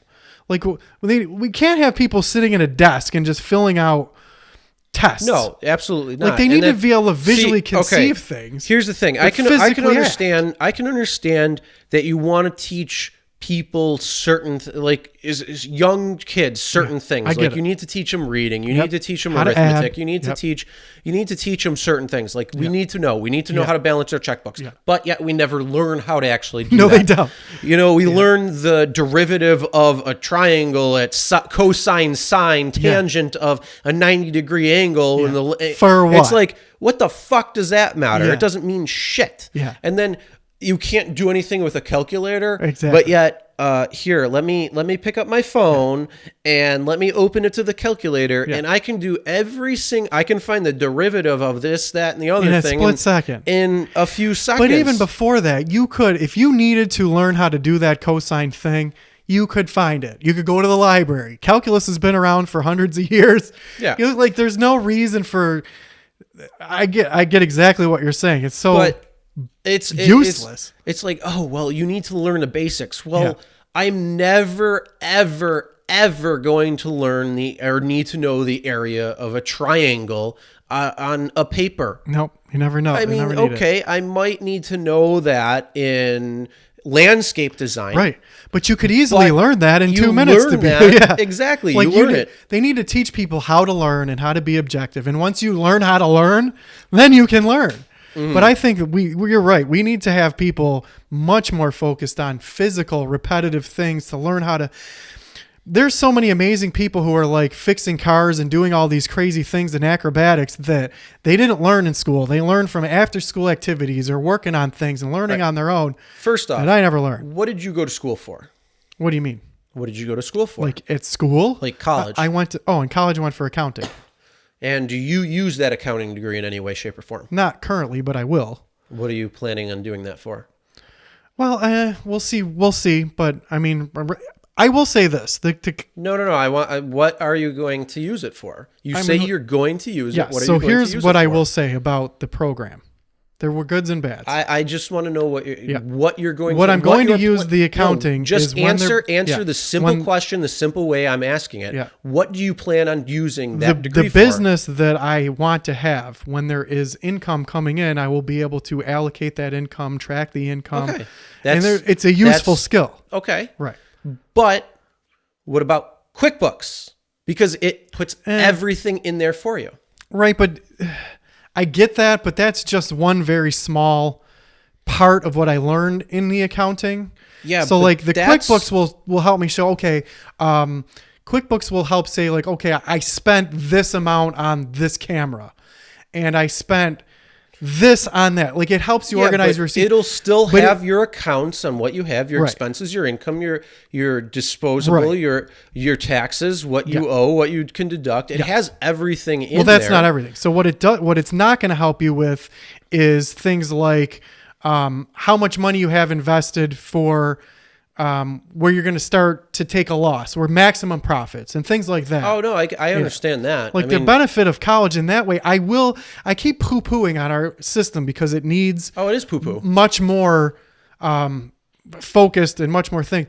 The problem I have with the program is that there's all these electives and things, and when you're taking, I had to take all of this math. I want to keep it simple. Yeah. Because we're not getting into that. That's a different conversation. Yeah, there's so much I can do that I did learn. Yeah. But that's the whole thing. I went to school for business administration. Okay. I got a degree in that. Awesome. And did it teach me anything about owning a business? Absolutely not. Okay. You know what it taught me? Why not? Why didn't it teach you about owning a business? Okay, so I had organizational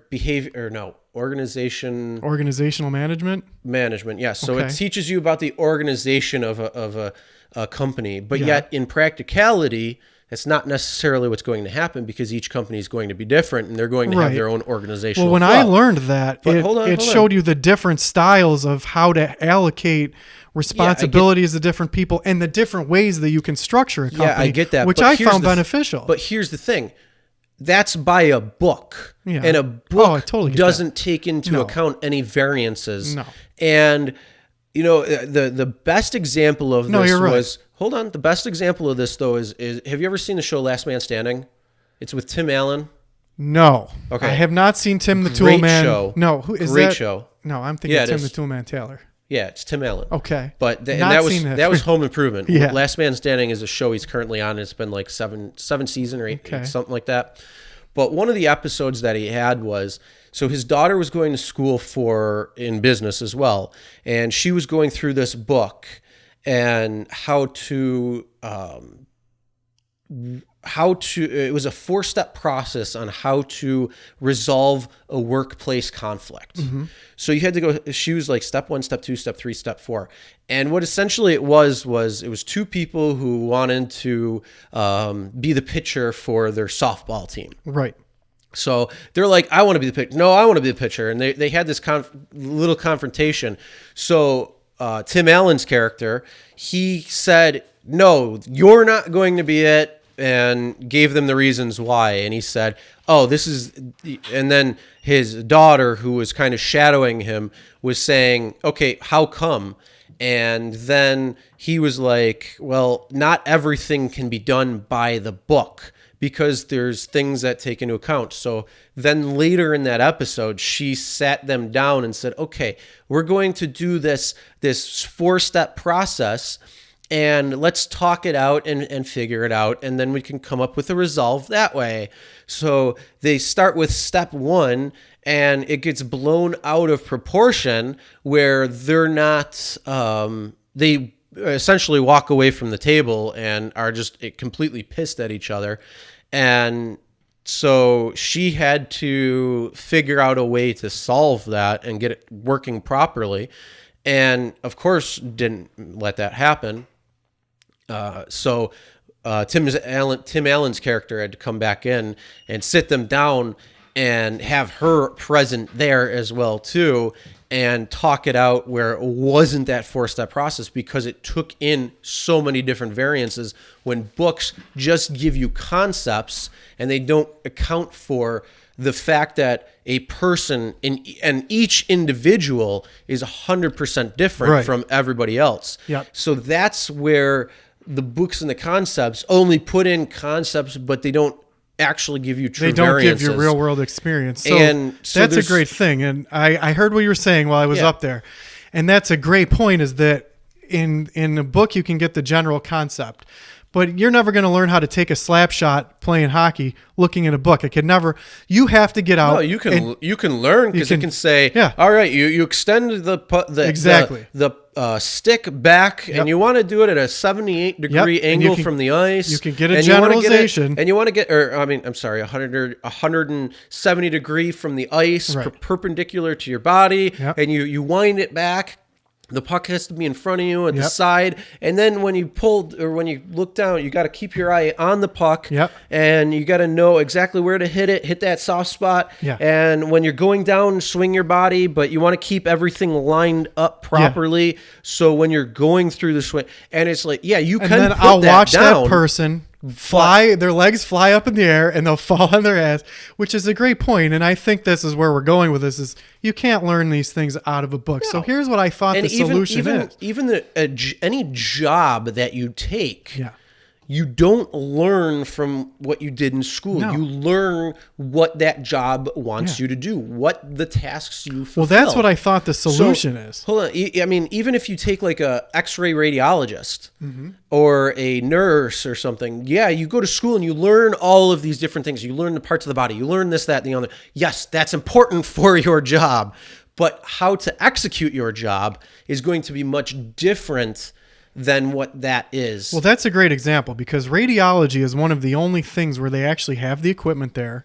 They practice on people, or nursing. They have the things. They have little hospital beds and fake dolls and stuff, and they practice.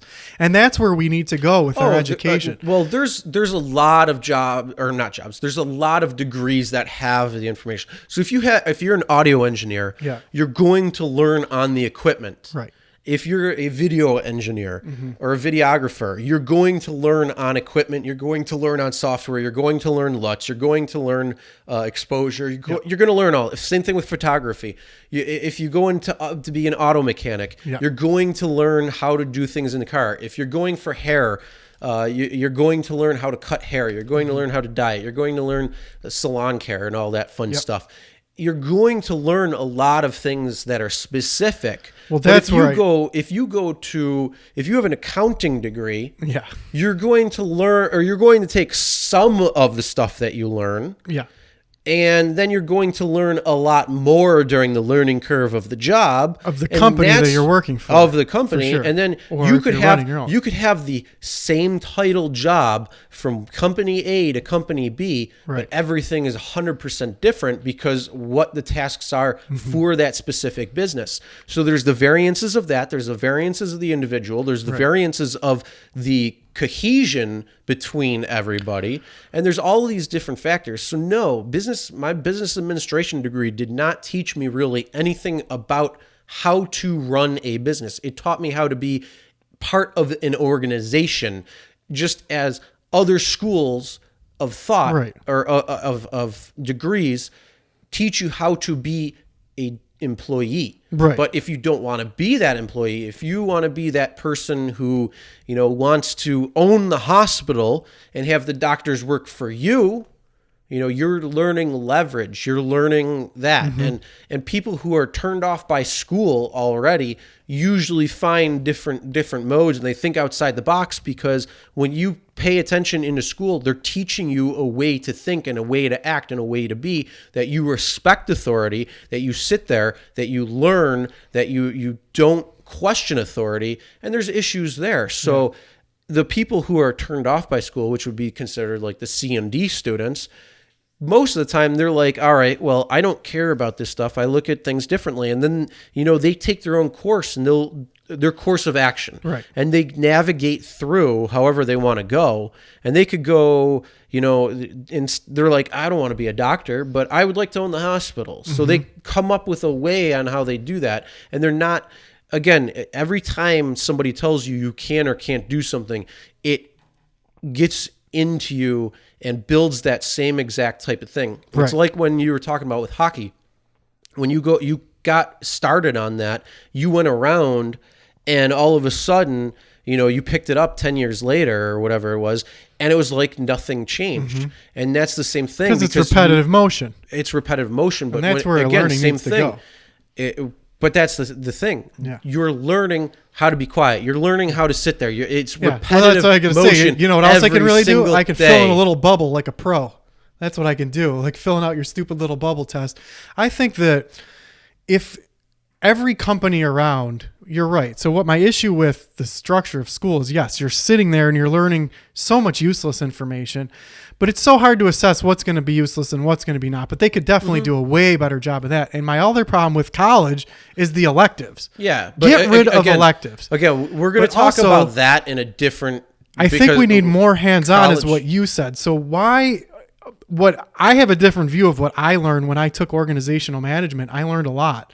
I learned different styles of techniques of how to delegate responsibility, what different kinds of structures that you can use. I did learn some things, and I learned some things. I took organization management. The biggest waste of time for me was all of the algebra, and I get why I had to learn both of the algebras. Both of the algebras add up to calculus. Once you take, I get that. but I get I'm that. saying, But why? What the fuck? I don't need to learn how to calculate the trajectory of a helicopter flying over a building in the shadow of the sun. No. I don't need to learn how to do that. But where it does apply is when you're doing cost benefit analysis and you're trying to find where that point is if you're producing 100 cases of water at this amount, where your maximum profit is, to where if you produce any more, the market, there needs to be much more thought put into what are we teaching? What are we treating? But I also think it should be more hands-on. So if we took every company around here and you had people from maybe the age of high school age would probably be a good age, or even subjectively college age, they could go to the work and learn how those businesses are run. Heating and air conditioning businesses, electrical businesses, much more hands-on, to where you're like an apprentice going to learn things. I think that would be a much more time efficient thing to do, is instead of having a person, all these young kids go into a building where they sit in a chair for 50 minutes, get up and sit in another chair for 50 minutes, get up and sit in another desk for 50 minutes, go down the hall, and it's not even 50 minutes at the same time. They might have 2 or 3 hours, and the schedules are all messed up. The classes are all messed up on what you need to take, where those kids could easily go to an actual company and say, you're like more internships and more hands-on things, I think would be much more beneficial. But unfortunately, just like water takes the path of the least resistance, it's only natural that people are going to take the path of least resistance, to where it's so much easier to have 10, 20, 30 kids come and sit down in a classroom and be quiet and try to memorize things out of books on their own time, while one person just stands there and talks. And it's all up to the kid to do the studying, rather than actually put the resources and materials into actually getting them to do hands-on learning. The whole system can be much more efficient, I think. Now, I don't know if you heard what I said was up there, but I think internship is more what we need to lead. What if you sent students to the actual companies, and it was like a take your kid to work day, but like everyone had to shadow someone at a work, and you're learning how like a plastic blow mold works, and you're learning how garbage is sorted. Like, do you not much know more hands-on that internships are like the norm in nearly every subject?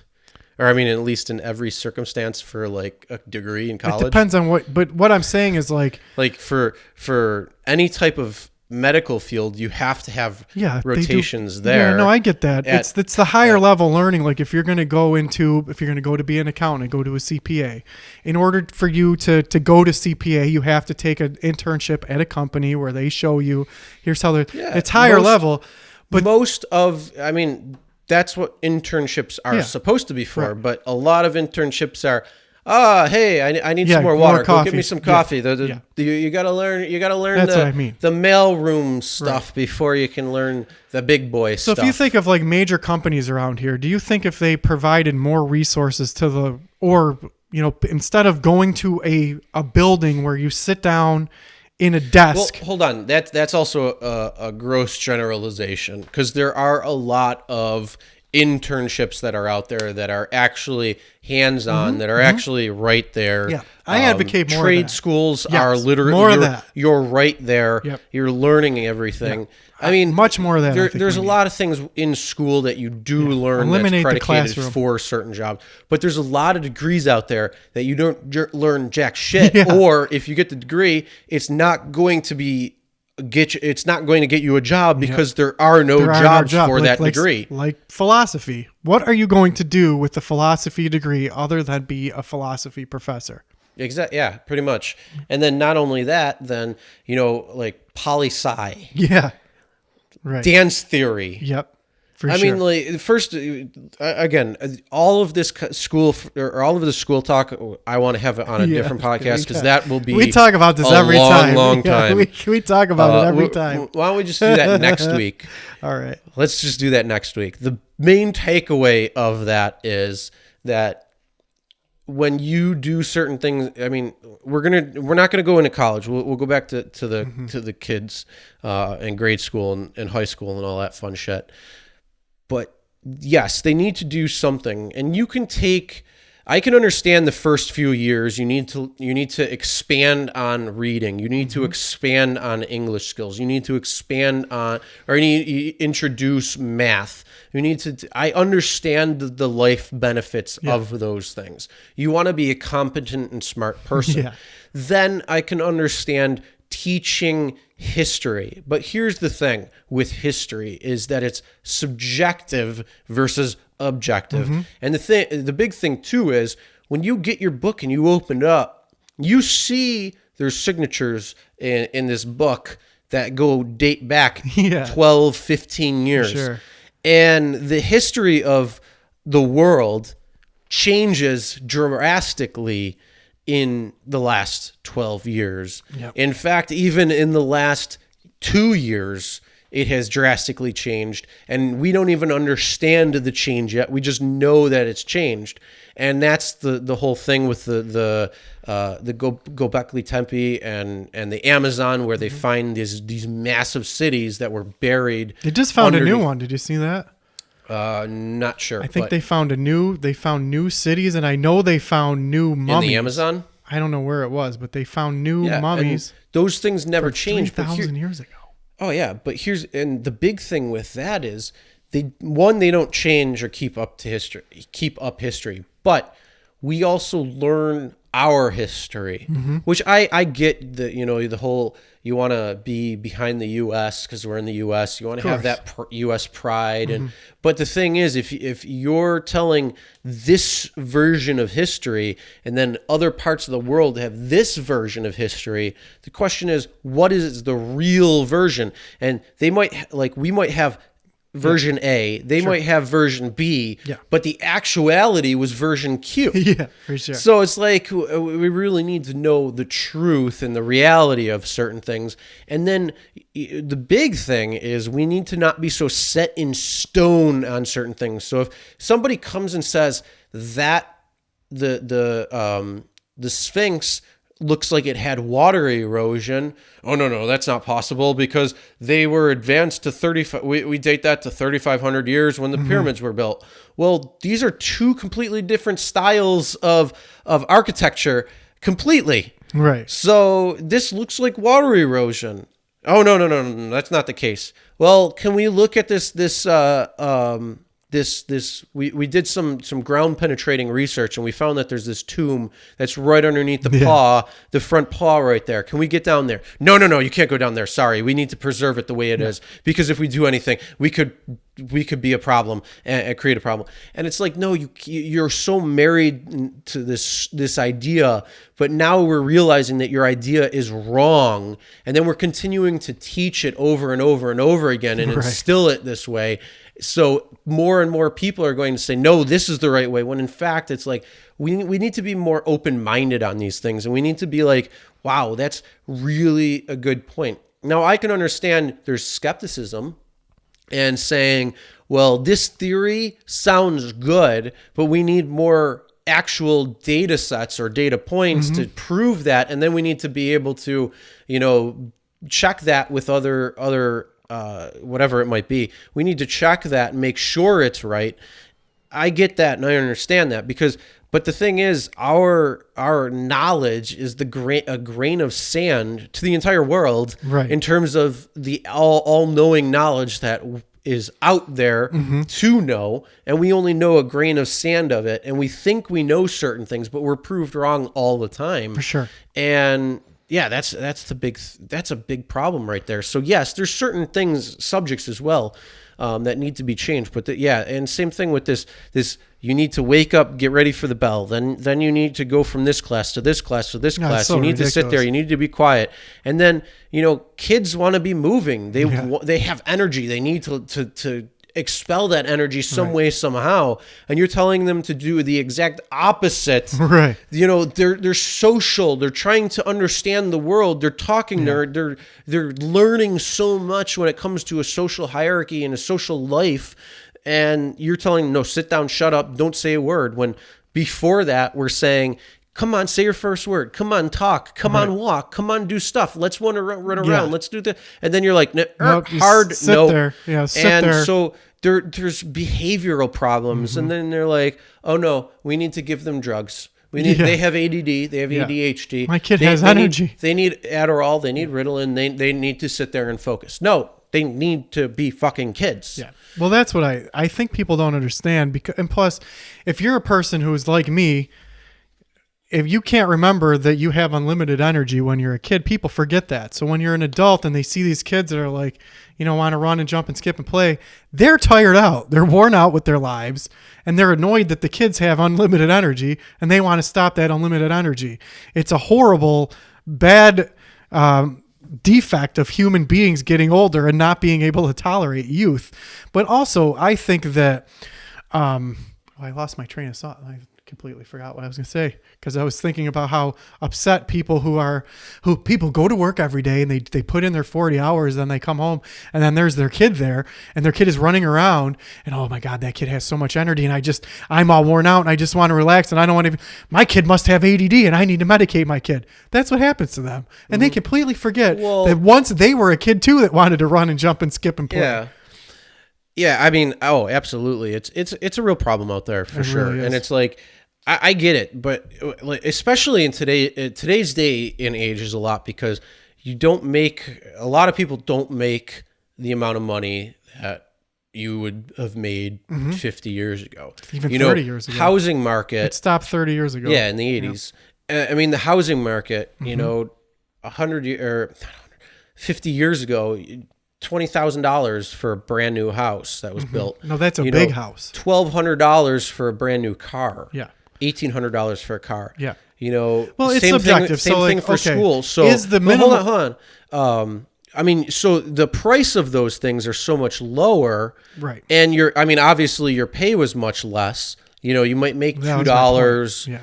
No, it's like 10 cents. Like minimum wage. I'm just 10 saying. cents. But you didn't let me finish. I was going to say you might make $2 a day, or you might make like something like that. Where and there's this difference, and then you see what $20 would have bought you in food in 1950, what it would have bought you in 1990, what it buys you today, and you see it was a full grocery cart back then. Well, and then the problem it got now, less and it got less because. But the thing is, the costs of everything have risen so much greater, but the income that an individual or a joint family get hasn't increased the same amount, so it's disproportionately different. Because the problem is the most intelligent or the most headstrong or the most opportunistic people in our society have taken advantage of owning the resources. So money, there's a lot of different ways to how money gets into our society.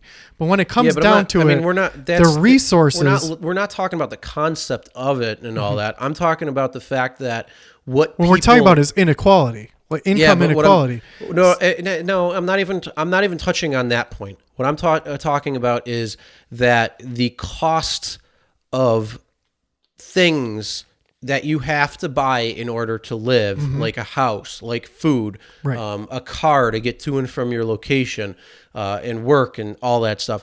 All of those prices have gone up. And I'm trying to keep this simple because I'm not diving into depth this late into the podcast.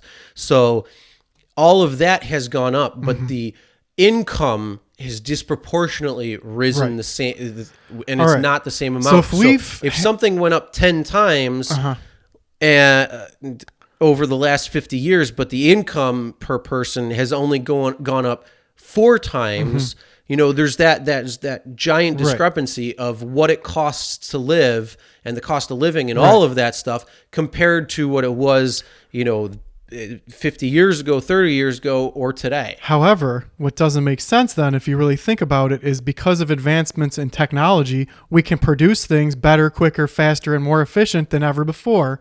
So how can these things that are being produced better, faster, quicker, and more efficient than ever before be costing more?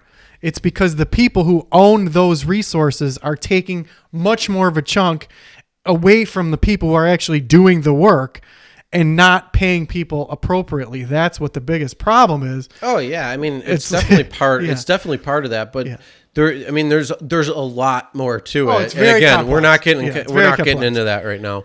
But the big it's just this disproportionate. Yep. So there's a lot of it's I don't know, it's tough, but I mean there's a lot of people who are working a lot more or doing a lot of different things. They might be doing a side hustle or a second side hustle, and Chris, if you work very, very hard for this company and you put your best effort in, I can buy another beach house next year. Exactly. That's exactly how it's working. Because there isn't.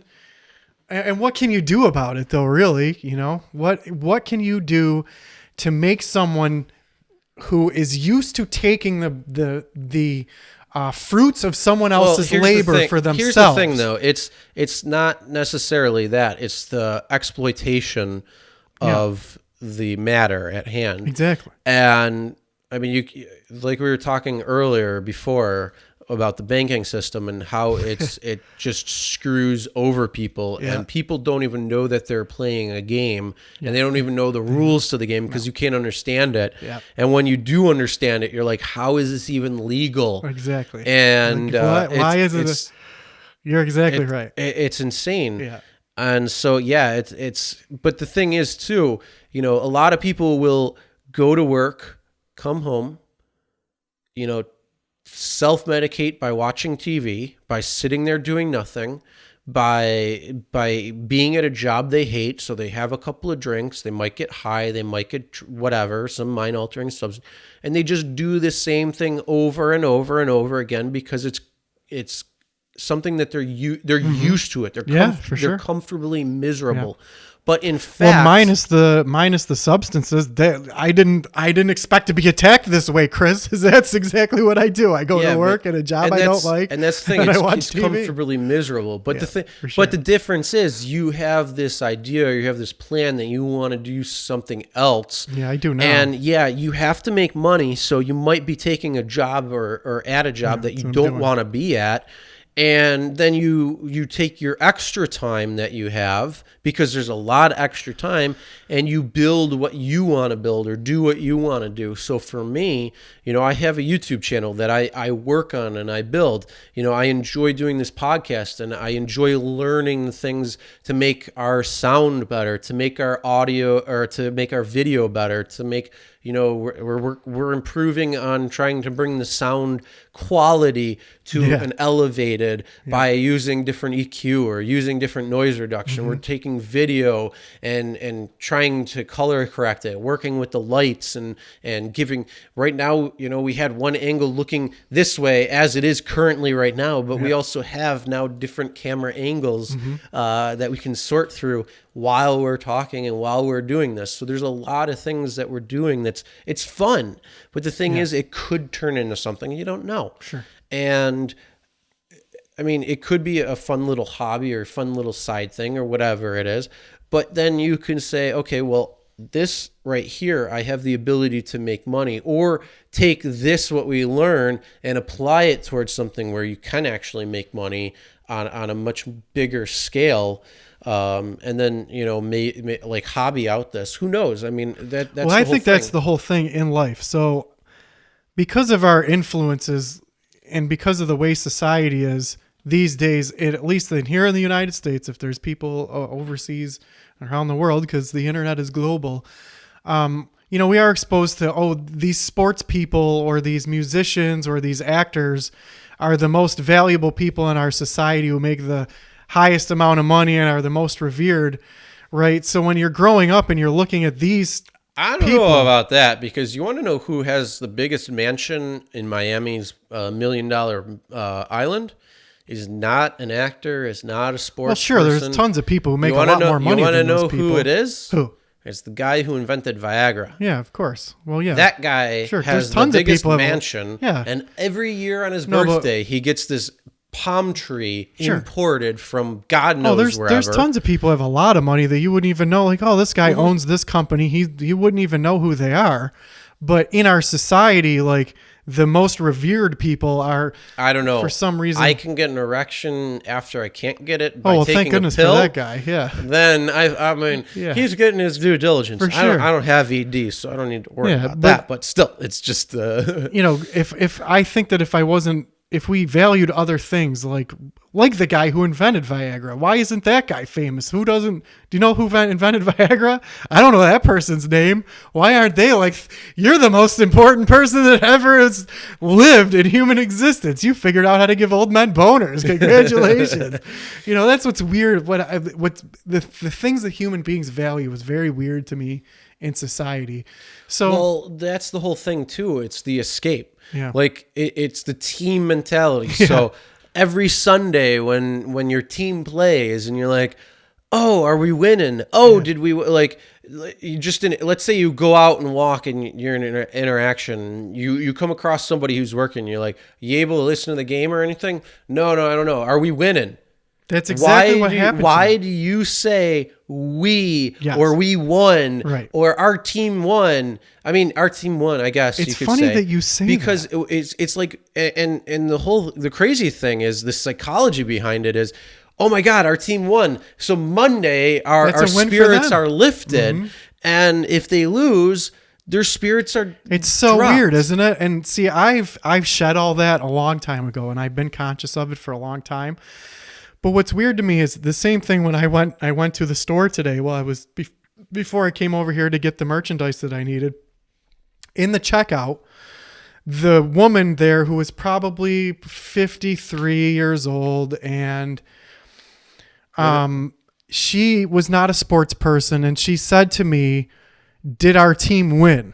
And in my head, I'm thinking like, you're just following along with the crowd to be part of something, because you don't understand that you don't have to be interested in these sports. No. And I know that in your personal life, you don't give a shit whether that team won or not, but to feel part of the group because everyone around us is wearing these sports colors and is concerned about this sports thing.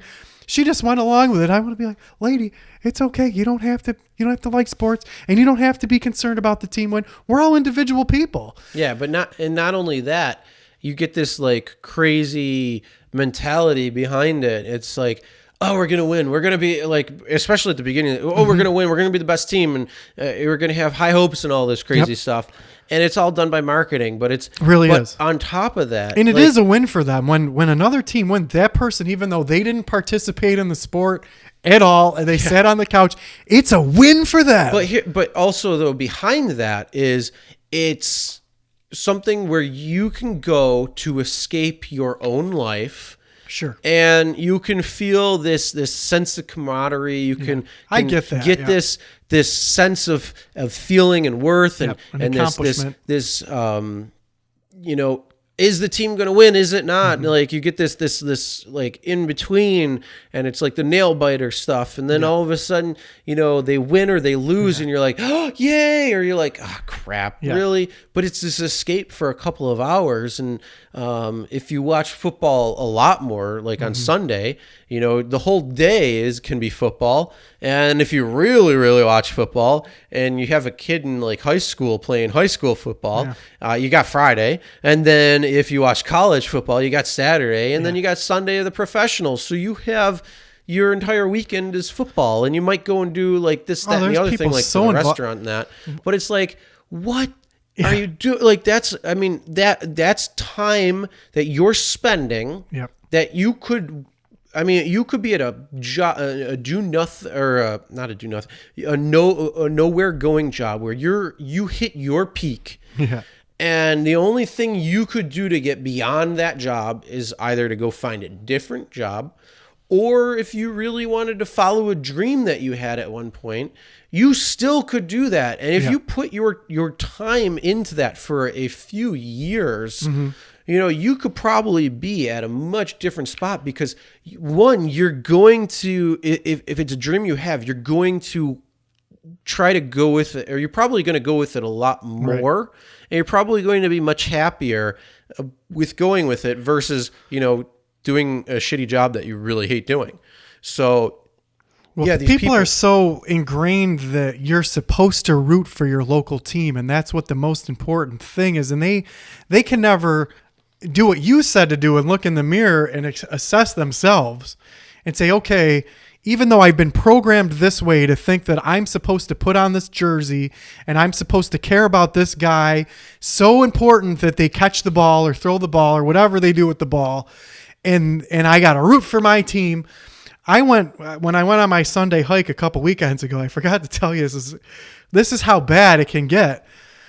I was in the middle of hiking coming out of the Eternal Flame, and here comes this guy who had full gear on, like full jersey, pants, hat, of our local sports team, right? But here's the funniest thing, though, because the game would have been on. Well, here's the funniest thing.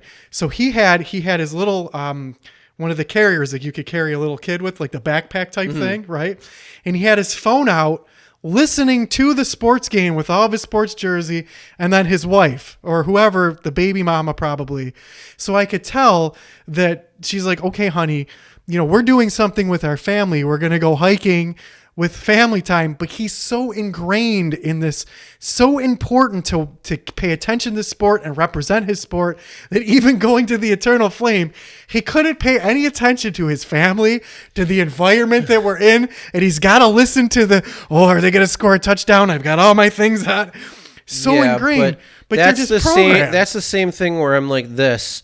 And going through and looking on my phone while I'm here with you right now, but you know what? I'm looking at what's on Facebook right now on the notifications that I just got because to me that's important. So you know what? Now instead I'm going to my friend was doing something. Amazon, what do they got? Yeah, but I don't think society is reinforcing to look at the phone, whereas they're reinforcing through society to be involved. Addiction. It is definitely addiction. Then, somebody texted me, so I'm looking at that. I'm not sure with that, blah, blah, blah. And then I can text the other person. And that's the whole thing. Like, if you look around, you just look around with people.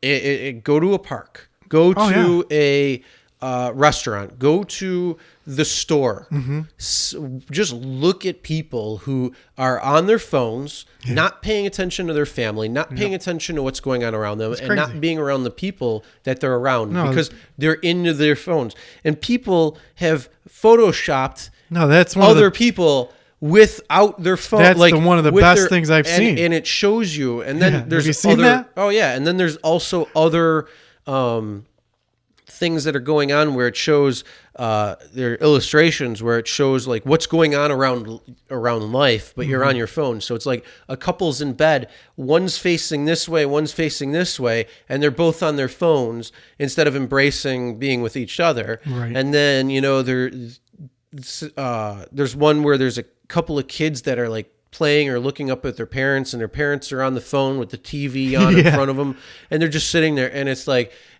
that's not life. Like, no, it's definitely not. That's an escape.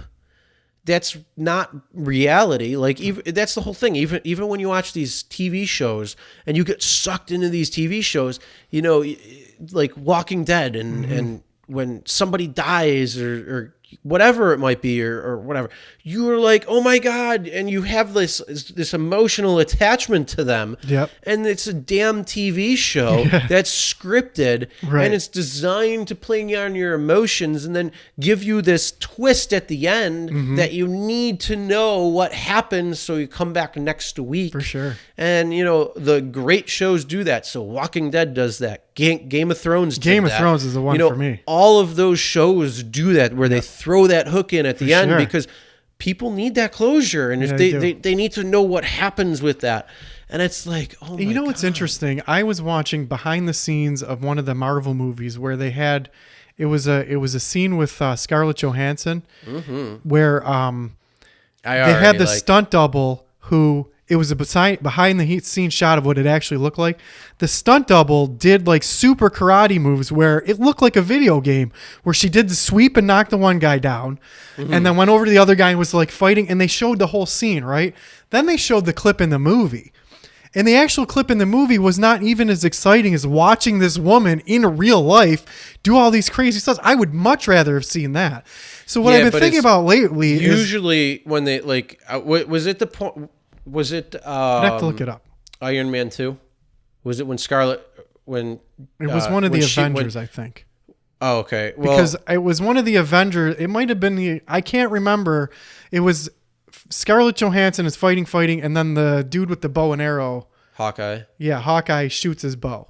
Right, so they show the behind the scenes part of it where you can see the three different people holding the camera, and the whole point was to show how they filmed the movie with the cameras moving up and down. But watching this woman do the stunts that she did, and then when they cut like 99% of it out and edited it, so where all you really see is like the leg sweep and then it flips over to the thing.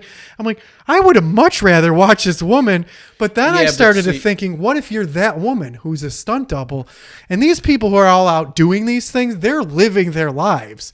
They're not watching the movies, they're out making the movies. Yeah, I mean that's a point for their aspect of Yeah. things, but when you Start living a first better of all, life. when you say, yeah, that was great seeing that, because the whole thing is there's the different perception on that. So you were looking at the behind the scenes. So the whole hype was the behind the scene thing that showed you, and it led up to that point where it showed you everything that was going on. Yep. And then it showed you the video.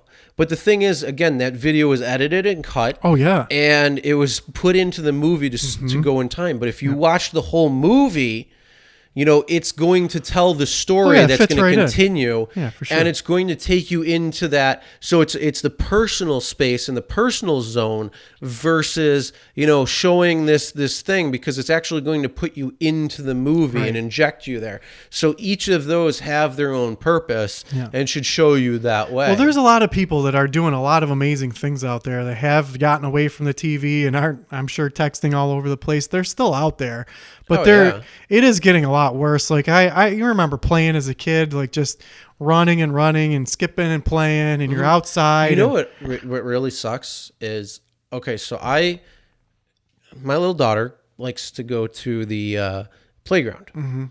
And so I'm going up on the playground, and as a kid, I loved playing on a playground too. It was fun. Yeah. And, you know, you jump and you do all this stuff. And, you know, this was just very recent too. And this kind of went to the whole thing of how come I'm not happy with where I'm at.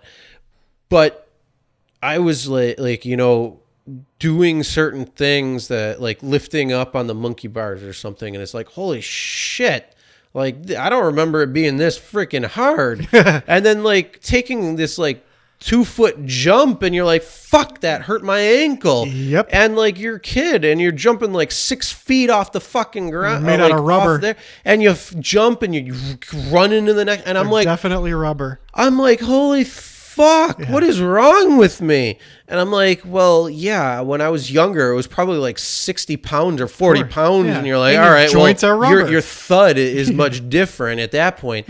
And I'm like, I'm fucking big. And it's like, all right, well, I need to lose that extra amount of weight, a quarter of my fucking weight, and get back down so I can get back to at least, you know, feeling a lot better and more mobile, and not being like, not letting that voice of being lazy win, but at least changing it and you know, just being in a much better atmosphere where I'm happy, where I feel better, where I'm more and then on top of that, you know, I'm going to have more energy to do the things that I want to do. So my time management's going to be better, because, you know, if I get the discipline in this arena of working out and eating healthy and getting back in shape and going on the elliptical and all that, then, you know, I got to go do a video. I got to edit. I got to do this. I want to get all of these videos done over the winter. Like, this is my goal, actually. I want to get like 50 videos done over the winter that I can do and have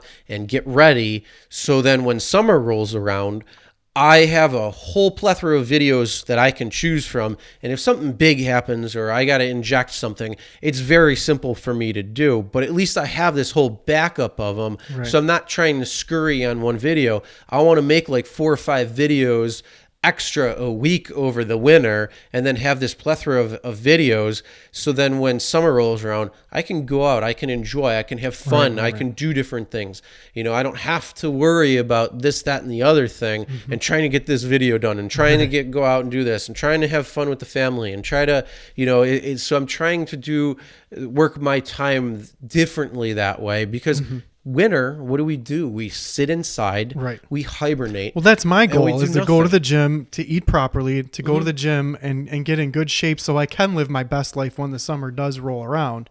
Yeah. But also, along the same lines of you, where you want to produce the videos and things, I want to start getting a lot of sketches and practice on the comedy, or start getting down some of the larger projects that I want to do with actual like videos and comedy and stuff, and really enacting that. And he goes back to my college education, where I have a vision of in my head of how what I want to do with my life. It took me 38 years old before I'm like, you know what, I I enjoyed playing sports as a kid as much as I possibly could, but that's not going to be fulfilling for your life for the rest of your life. So what do you really like? What is your passion in life? Well, I love comedy. I want to laugh.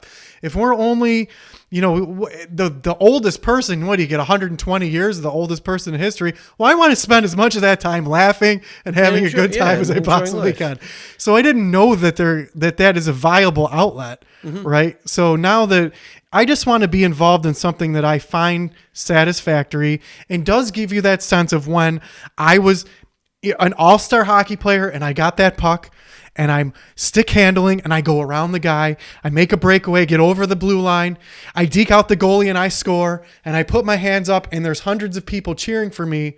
Well, that value came from other people. What you have to learn in life is to get that value for yourself. You have to have self-care. But have your own self-esteem. The only other thing, though, is when you say that you want to have that feeling, and then you say, "Oh, I want to go into comedy," but then it's the people laughing. Yeah. So what it is, it's all it is validation. It is validation. So you just want the validation, the glory of that. Yep.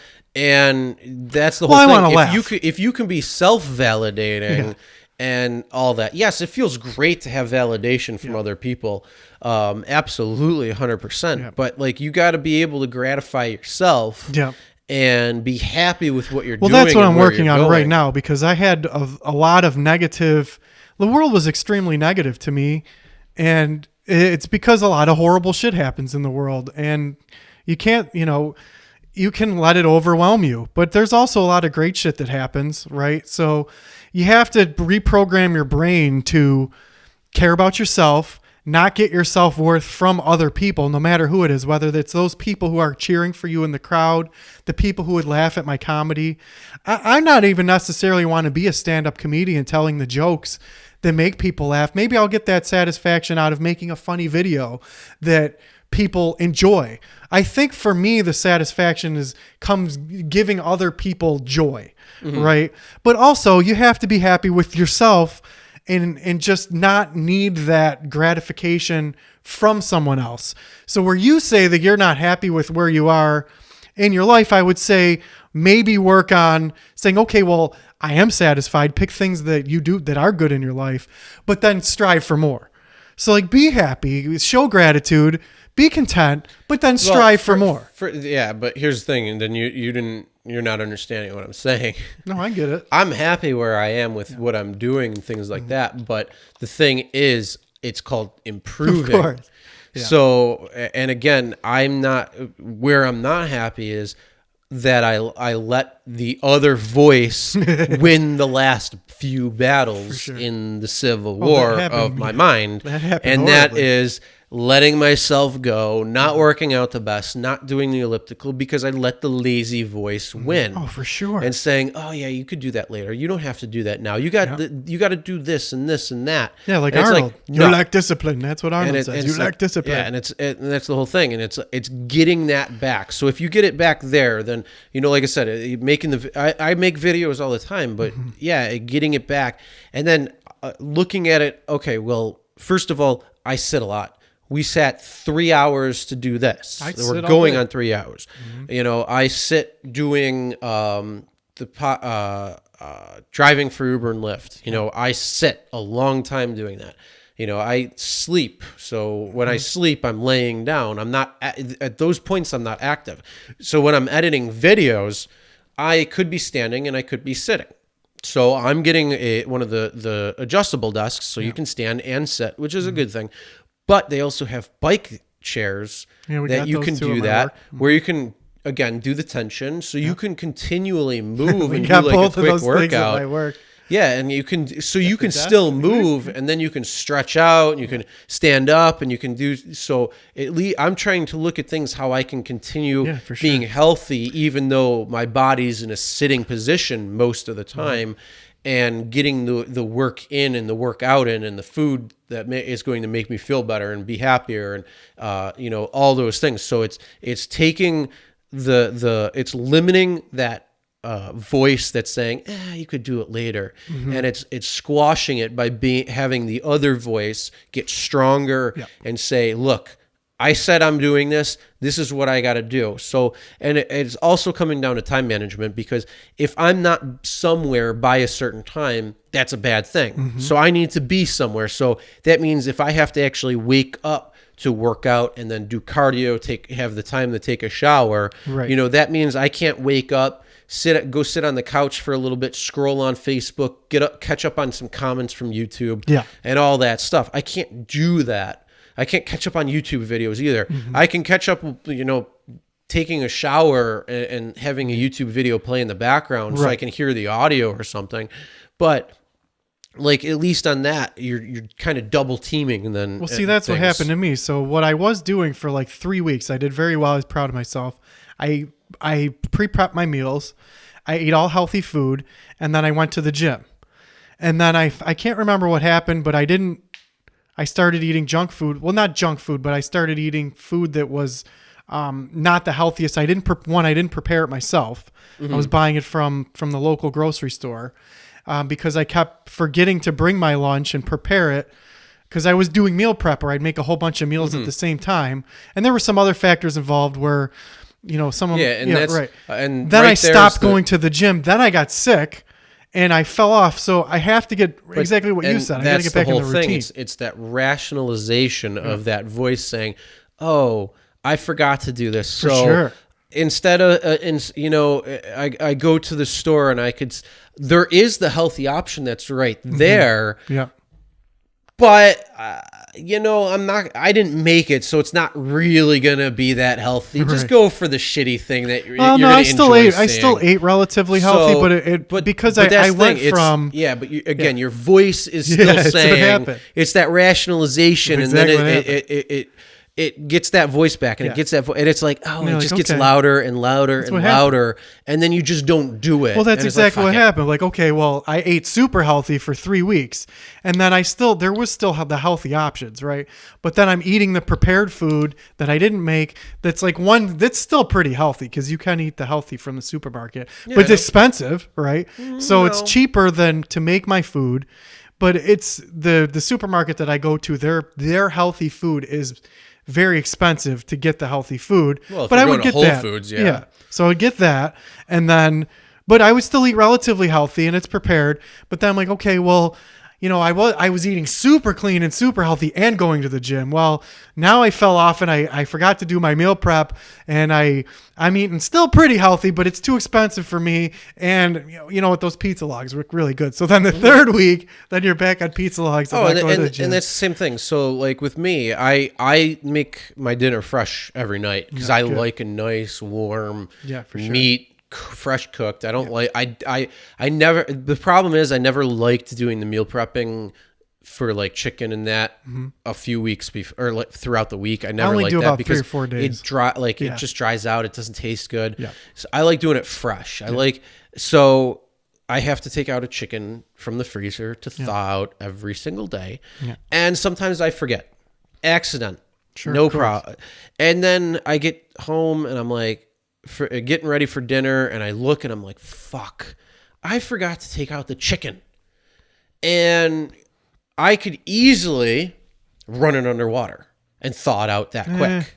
No, you can thaw it out very quick. Doesn't work is the same? Yep. I don't know. 100%. I've done it so many times. Well, that's true. I've done it with salmon. Don't question me, because I've done it so many times. So boiling, that's what I was thinking of. You can't boil the chicken. You can't boil. No, you can. You can boil it? Okay. I water boil my chicken. It doesn't taste weird? No, I cut it up into like cubes, not cubes, but I cut it up into pieces. I thought if you boil and chicken, then I water boil it for 10 minutes, and that's how I eat chicken. It's easy. And then I'll put some salt and garlic powder on it, and just taste it, and maybe a little hot sauce or something, and just it's good. But I can easily thaw out that chicken by running it underwater. Easily thaw it out.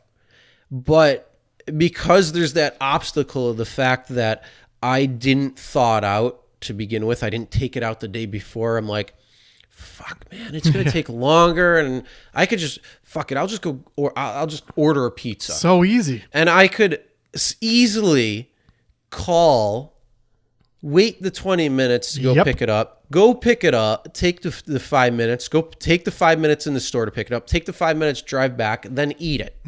In that same amount of time, I could thaw out my chicken, I could make my dinner, and I could be eating it as well too. But in your head. And in my head, fuck. Yep. I have that obstacle. Yeah. And I'm like, fuck it. I fuck it. I'm just, hey, yeah, can I get a medium double cheese pizza, please? Yep.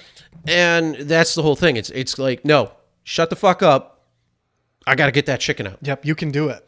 And that's the whole thing. It's the squeaky wheel gets the grease. Well, see, the whole thing I think in life that I had a huge problem with was when I didn't fulfill those things and keep on those goals, then I would have such a negative opinion of myself, and like then I just gave up. You got to adjust the goals then instead. I would just always feel like if you don't accomplish what you think in your head, and it's really like chasing a carrot on a stick. Earlier in my life, I thought I was supposed to be so highly productive that you could never attain or do any of the things that I would. There's just not enough time in the day or in life to do everything that I thought I was supposed to be doing. And then when you don't accomplish those things because you're such a high achiever, then you just don't feel good at all. So you can never win and you're feeling crappy all the time. And I had a real problem with that. I met a lot of people who told me that if they don't wake up at I've met some people in my life who told me that if they don't wake up at like the crack of dawn and then be super productive all day long, that they feel like they're missing out on something. And I'm like, well, okay. In my head, it's like, yeah, you got a lot of work done and stuff. Like you did a lot of stuff, but you could have probably had better satisfaction if you did most of the things you're supposed to do, but then maybe did something enjoyable, like, something that you like to do. I know people who think that they're supposed to be so productive all the time and just fix this and do that and fix that. And I got a hundred things that they're like missing life going by. And I don't want to be that person either. I want to have an enjoyable life, but also be responsible. That's the flip side though of the person who's lazy and does that, because they're so trained to be productive and do something and they get fidgety because that's what's that oh my god, it's that there's that one, it's like a science quote, it's like it's like it's something, I forget, it's something with inertia, but, like an object in motion remains in motion. Well, an object at rest remains at rest. Yeah. That's exactly it. Thanks. So I mean, you have two people. One's very active all the time and continues to go. Well, you have another person who's very lazy and all that. To try to switch them doesn't work. No way. So you can't take that highly active person and then all of a sudden put them to a quiet state, because they're going to get all fidgety. They're not going to know what to do. They're going to be like, now we need to medicate them because that kid won't sit down. No, not even that. And then you take that lazy person and you give them half of the tasks that other person does, and they're like, holy shit, this is fucking insane. How am I going to do all this? How can I get all this? It just won't work. Yep. So the only thing you can do is you have to transition between, and that's the whole thing. I used to be very active and stuff, and then along the way I transitioned to it not being so active, and now I have to try to change it back. And it's tough because, again, you're at that rest stage where it's like, I could go sit on the couch for a little bit and scroll through. I could catch up on a couple of things. That really doesn't need to get done. That doesn't really need to get done either. And I could continue. So on certain things, on other things, it's like, all right, this has got to get done. And that, but it's not cohesive on everything. Yep. It's not. It's not on everything. If you can delay that gratification and keep your eye on the prize.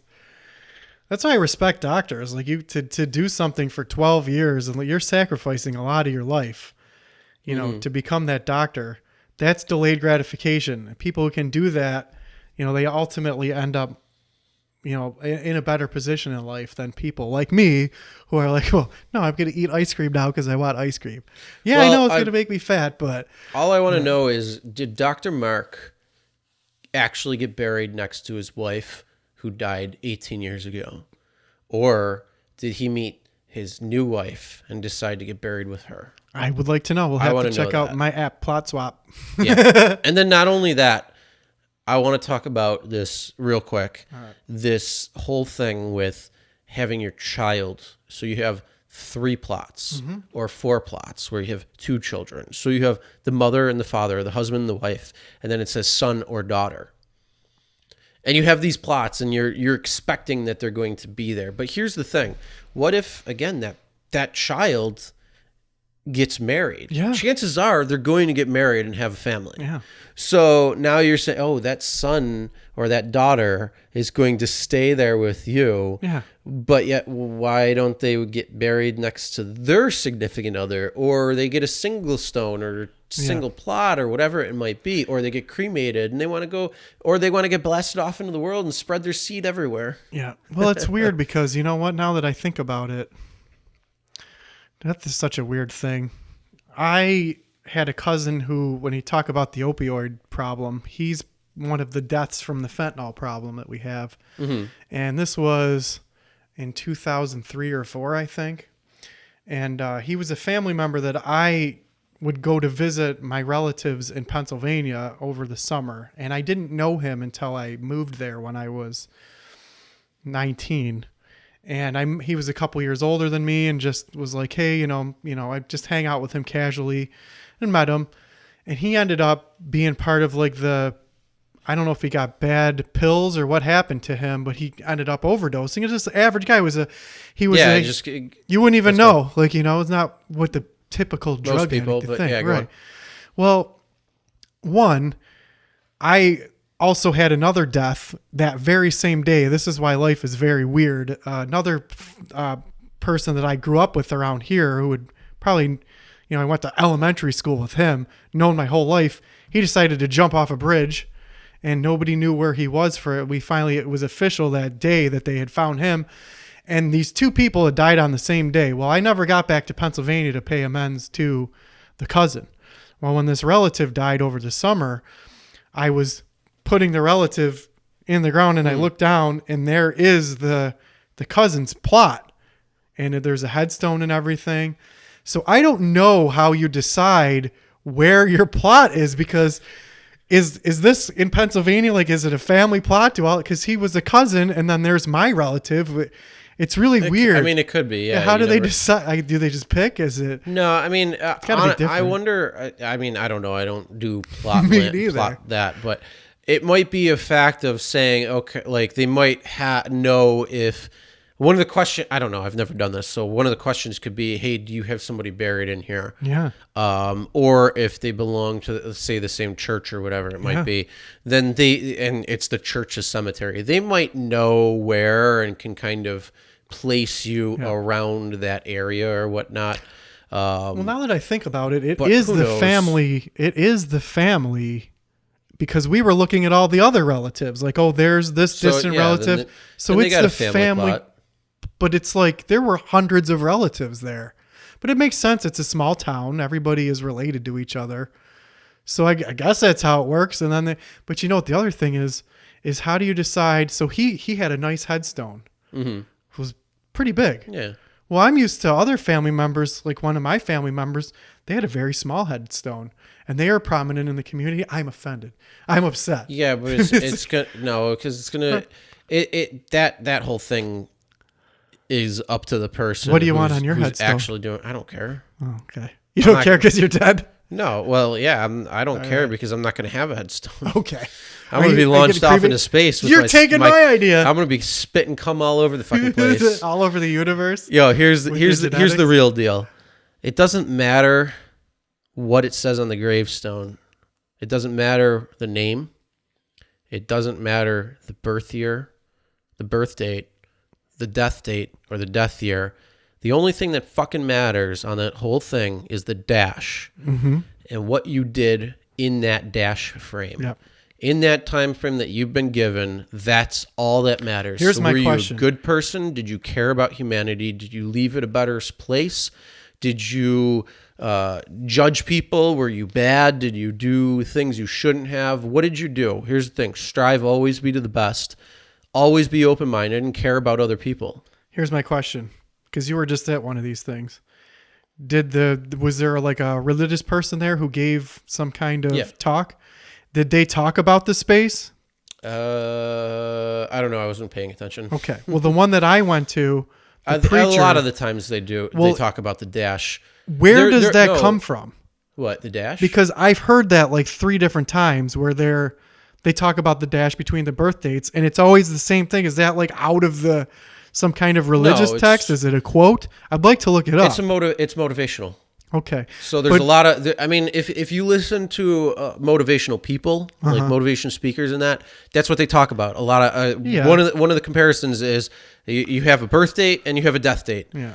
And I've heard all that matters speech. is what's on the dash. And I've heard a lot of people say that. Well, I've heard the it truth. like the relative same thing though, like is, you know how when they're like, oh, John Paul, and he said unto thee, the thou blah blah blah, and there's like a scripture that they're reading. I've heard that be space. I'm gonna have to look it up. But it is true that I forgot all about when you were born. Yeah. Who cares? Time frame when you die. It's what you do in your life of when you have it. And that's so. What do you do? What are you good? Do you change the world? Do you have a positive legacy? Do you have a positive look? I mean, there's a lot of different things right there that people really need to pay attention to. But yeah, that's the dash. Like, what did you do with your life? Right. Yep. So that being said, we're getting past time. All right. I got one more thing that I want to talk about. Wrap it up quick though. All right. I don't want to go. Is this going to be an in-depth thing? No, it's about the Joker movie. Okay. So I went to see Joker, and first of all, I wanted to... Hold on. Spoiler alert? Yes, there's going to be a spoiler alert. So. Don't say it because I haven't seen it yet. All right. Well, I won't spoil anything for you. Actually, you know what? I'll wait until you see it. Okay. Because but the reason I was bringing it up is because I love comedy, and there's a good comedic part in it, which I really respect, which is good comedic writing. But I'll wait till you go see it. Okay. But the problem that I think I went into hold the on. movie... Here's the real question. Is that going to give away parts of the movie? It's only one part. No, but it doesn't matter. I'll wait till you see it. But is it... Yeah, because I'm probably not going to go to the theater and watch it. I'll probably wait until it comes out. So the question is, will it give away anything in the movie or how it is? Is it integral to this plot line? I don't think so. But I'll wait till you see it. It's no problem. I don't want to be... Because you know what? The dude who sits next to me at work, he explained like all of the things. And I'm like, dude, I haven't seen this. You're spoiling it. And like, I won't be any part of a spoiler. I would, dude, I told people to shut the fuck up when it came to Endgame. For sure. Because I was driving for... It came out on Thursday night. I was driving Thursday night, Friday night, Saturday, and I went to go see it Sunday. So anybody who I picked up from the theater, I said, if you say anything about the movie, I'm pulling over and canceling the ride right here. Oh, people did awesome at work too. They didn't say anything. Nobody said anything. No. Somebody they didn't prepare me for the gut punches that were going to be the end game over and over again.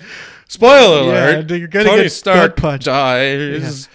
But you know what? So here's what I will say this. I went into watching the Joker is to compare to Heath Ledger's performance of the Joker. And I expected not only a comparison of the Heath Ledger Joker, but also a Batman type movie. And it is neither of those things. It's independent. Yeah, it's not supposed to be. I didn't know that. So I thought it was along the like where the Marvel, Iron Man ties into the Avengers and it all. I expected the Joker to be along the same in the realm of Batman, but it's not. It's a completely independent movie. So go in it with an open mind and tell me what you think if you watch it. One last question then. All right. Okay, we got Marvel and we got DC. So Marvel tends to is tying everything together. Like that's the Avengers. So you had Iron Man, you had Captain America, you had Thor. Then you're starting to get in Black Panther. You're starting. Here's my question: Did all of those? Hold on. I'm trying to ask a question for you. So you have all these movies that some of them made, like Guardians of the Galaxy, really didn't have any line or lineage towards like Avengers, Infinity War, and Endgame until they put things in like right at the beginning of Guardians of the Galaxy. He was going and he got the one of the Infinity Stones, and so there were some things that tied it together, but they were still independent until they were tied back into it. So the question though that I have for you is, they do a very good job at planning out over multiple movies to put these Easter eggs in, to have all these things that are going to come into fruition or get answered down the road in other movies, and they're all tied together very well. But then you have DC, which puts out Suicide Squad, which puts out Joker, which puts out this Batman, that Batman, and has all of these different DC comic and Superman and all these different things that they're all independent of each other, and they don't really play Not at all. a part into it. What do you think about how each decide to go with it? And do you think that, and I'll even use the Marvel example of the MCU, because the MCU is this ginormous, and I understand the whole rights thing, but like X-Men, when you watched all of the X-Men, even though they were kind of the same movies, they all contradicted each other, and they all had they didn't follow, they weren't coherent with each other and cohesive with each other. Like you could see all these plot holes and all these plot twists and all these changes between each movie. So like X-Men 1, when Logan was trying to figure out all this stuff, and then you take it to Wolverine Origins, or X-Men, whatever the first Wolverine movie actually was, and you see this thing, and then same thing with like Deadpool. You have Deadpool introduced, and then all of a sudden, he had his own comic, and then all of a sudden, in X-Men or in Wolverine, he gets head chopped off, and then like it comes to at the end scene. So like they didn't have this cohesive thing like the MCU. Right. So what do you think about like how DC represents its movies and its I guess you could say timeline or movie line or comic line? It's compared to, Marvel's more or earlier stage of like X-Men and those movies, and then going into the MCU where all these movies are tied together or have an integral part based at some point, whether it's now or into the future. Well, here's my first question, because there's another thing I wish I would have paid more attention to, which probably would have made me a huge dork, but I was kind of into comics a little bit. I never read comics. But I'm going to get that out right me now. neither. Like I bought them. I went through a phase where I was buying baseball cards in bulk because baseball cards were increasing in value. And it was the same thing with comic books. I went along with my brother because my brother was into comic books, and I bought a couple, but he was more kind of into it. And for me, like I just lived and breathed hockey and sports. Yeah, like well, that's different. But I'm asking about the movie. But here's my question. Of things. So here's my thing: the comics, the Marvel comic books. If you get the comic book, the Endgame comic book, where in the comic book apparently Thanos does exactly in the comic book what he does in the movie, right? So. Do the movies follow all of those comic books? Are the comic books what is the Marvel Universe timeline? Well, here that I don't even want to get in. I mean, yes, there are similarities in the comics to the movies, and there's things that they tie along with when it comes to the comics and what happens in the movies. But it's not parallel. They're not taking So the end game, because you can't. I mean, you got to think how many comics there are, and it's a lot easier to put out a comic book or an comic book number 4 or comic book number 5, 27. Well, that's what 82. my question was. Iron Man parallel to all of the different comic books. Well, first of all, I don't know, but I know from things that I've watched on like YouTube and stuff, they do make references to the comics, and it's the same thing with like Walking Dead. So they have characters introduced, and they do different things, and like. When they had Negan come in, it was part of this season of the comic, right? And it skipped ahead to this part, and that's what I thought Marvel was doing. Parallels, but then I think it was Rick was supposed to get his hand all fucked up at like the very beginning, or had this handicap, and that never happened. And then the same thing with who's the dude that shoots the crossbow? I don't know. I never paid attention. I watched it till like the second I forget what his season. name is, but what his character name is. I didn't even know it was a comic book. Yeah. But he was supposed to die off at the very beginning. He died off in the comic book right at the beginning, but he's not. He is still alive through all of the seasons. And so, yeah, I mean, you can't have this. It's the same thing like with Harry Potter. If you read the books and you see the movies, you can't do the same thing in both, because what's visual versus mind visual but what is I completely thought different. was Guardians of the Galaxy, Iron Man, Thor, and Avengers all were all out of the comic books, and they were taking the stories from those comic books. They did some of it, and but putting them in the movies. To a point, they make references to them and they do certain things with it, but how it interacts and how it is in the comic book isn't necessarily going to be the same as what happens in the movie. Okay, I get it. Because I thought it was the same. It's two different stories, or it's two different ways to tell a story, because a movie you can do for 2 or 3 hours. You can't go beyond that.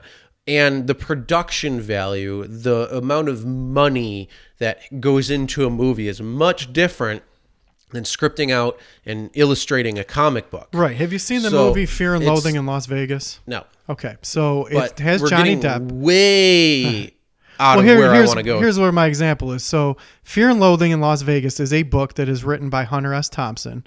Okay. And if you read the book, the movie follows the book to a T. It's the only some do, well, it's but the a lot only don't. well that's what it's the only book that I've seen that actually follows. Lord of the Rings gets close, but there's discrepancies. Yeah. So I thought the Marvel universe was the same thing, where they were trying to follow the comics as closely as possible that they could. Okay, here's the thing. I can't answer that. DC's not doing that at all. It doesn't seem like. First of all, that's not the question I asked. Yeah. Secondly, I can't answer that question because I don't read the comics, which I said right at the beginning of that point.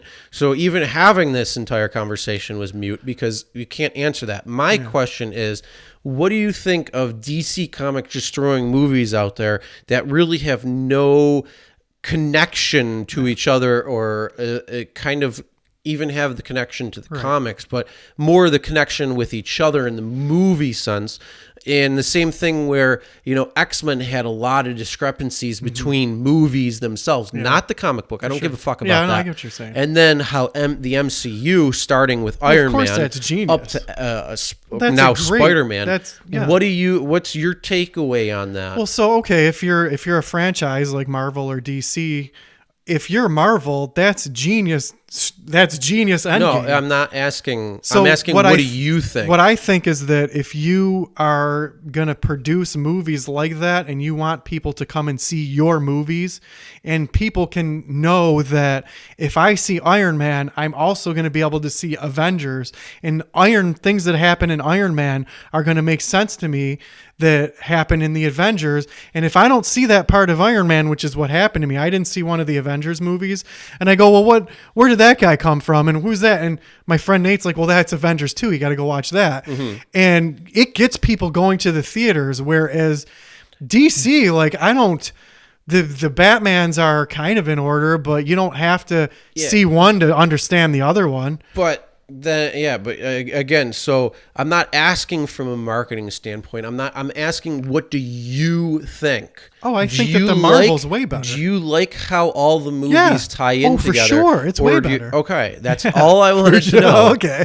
Yeah, it's way better. Because I like that too. Yeah. But then, and they it's crazy because they looked at it completely different, because they said, all right, well, we want to group all of this together. We want to make this empire, the MCU, and we want to make this as all work together. And we have plans for phase 1, 2, 3, 4, 5 now, that they're working in. Yeah. And But that's the whole thing. Yeah, if you didn't see Age of Ultron, then That's the you one I don't know didn't see. who the hell Scarlet Witch is. You don't know who Yeah. Ultron is. You don't know who The guy with the Vision thing in his head, You don't, right? Yeah, Vision. That's you don't what I didn't know know. who these people are, That's where they the came one. from. So if you missed that movie, you don't know. And like if you watched Endgame but you didn't see Thor Ragnarok, Oh, dude, you wouldn't no know idea. why all Asgards are on a spaceship instead of on Asgard. And that's where the genius so- comes in. Is if you're But again, I'm not talking about the marketing aspect. I'm talking about your reflective self. Do you like the fact that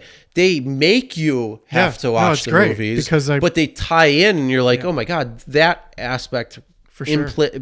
impacted there, and because he did this instead of that, explains why this happens down the road. well, there's so Yes, much more that's material great. for you to be interested in. But then on the flip side, like DC, they produce everything where it seems like it's independent of each other in movies. Like Suicide Squad, it's his own movie.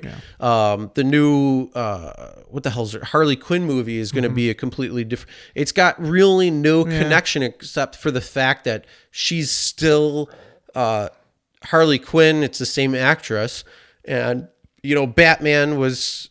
I mean, they've done Batman so many different times, and said the same story over and over in different ways, and it's like, well, all of these things, I mean, and same thing with X-Men or like the original Spider-Man and all that. They're independent of each other, where you don't have to see a movie to understand what's happening to this movie. Right.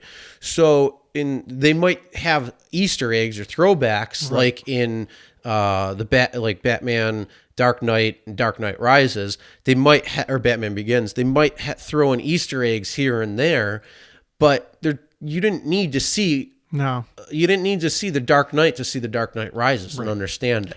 And like And so the they're- Marvel movies, like you can get through the genius about it is that you can get through them and kind of be like, oh, that was really cool. And you will a have point. questions To a like, who's this point. guy with the thing on his head? And then you have to go watch that. But other ones you can, you get, but you can still watch them and they're still entertaining. I still haven't seen the Age of Ultron, but I've seen all of the rest of them. It's on my list to watch, but you still understand what happened. You're like, holy shit. They're great. They're great movies, and I do like the Marvels way better. I like how MCU it's way better. has tied them together because it's and then you go back and you watch them for those Easter eggs and you're like, oh wow, that like even though that seemed insignificant at the time, really meant more than what you thought, and it's cool how it plays off of each other, and they try to do as good of a job where they can answer things and they don't kind of get off topic or contradict, even though there's a little bit, but it's very well done in that aspect. And that's what I like about the MCU versus like what it used to be in Marvel, like with the old Spider-Man movies and granted that was Sony who put them out, but then you had the Hulk movie before the Incredible Hulk, and then you had like a couple of those things, and it was just like, yeah, right. And even like DC Comics, like Superman, and all of them are very independent. They just like kind of reboot them, Yeah, they definitely in different do. ways. Yeah, and Marvel's maybe got a way better plan for sure. yeah. So, all right, Ready? that's all I want to say. If you judge people, you have no time to love them. That's a quote from Mother Teresa. Oh, Mother Teresa. All right. Yes. So great quote, and much longer than I wanted, but and had anticipated. But hey, that's cool. Sometimes talking is great. So you were.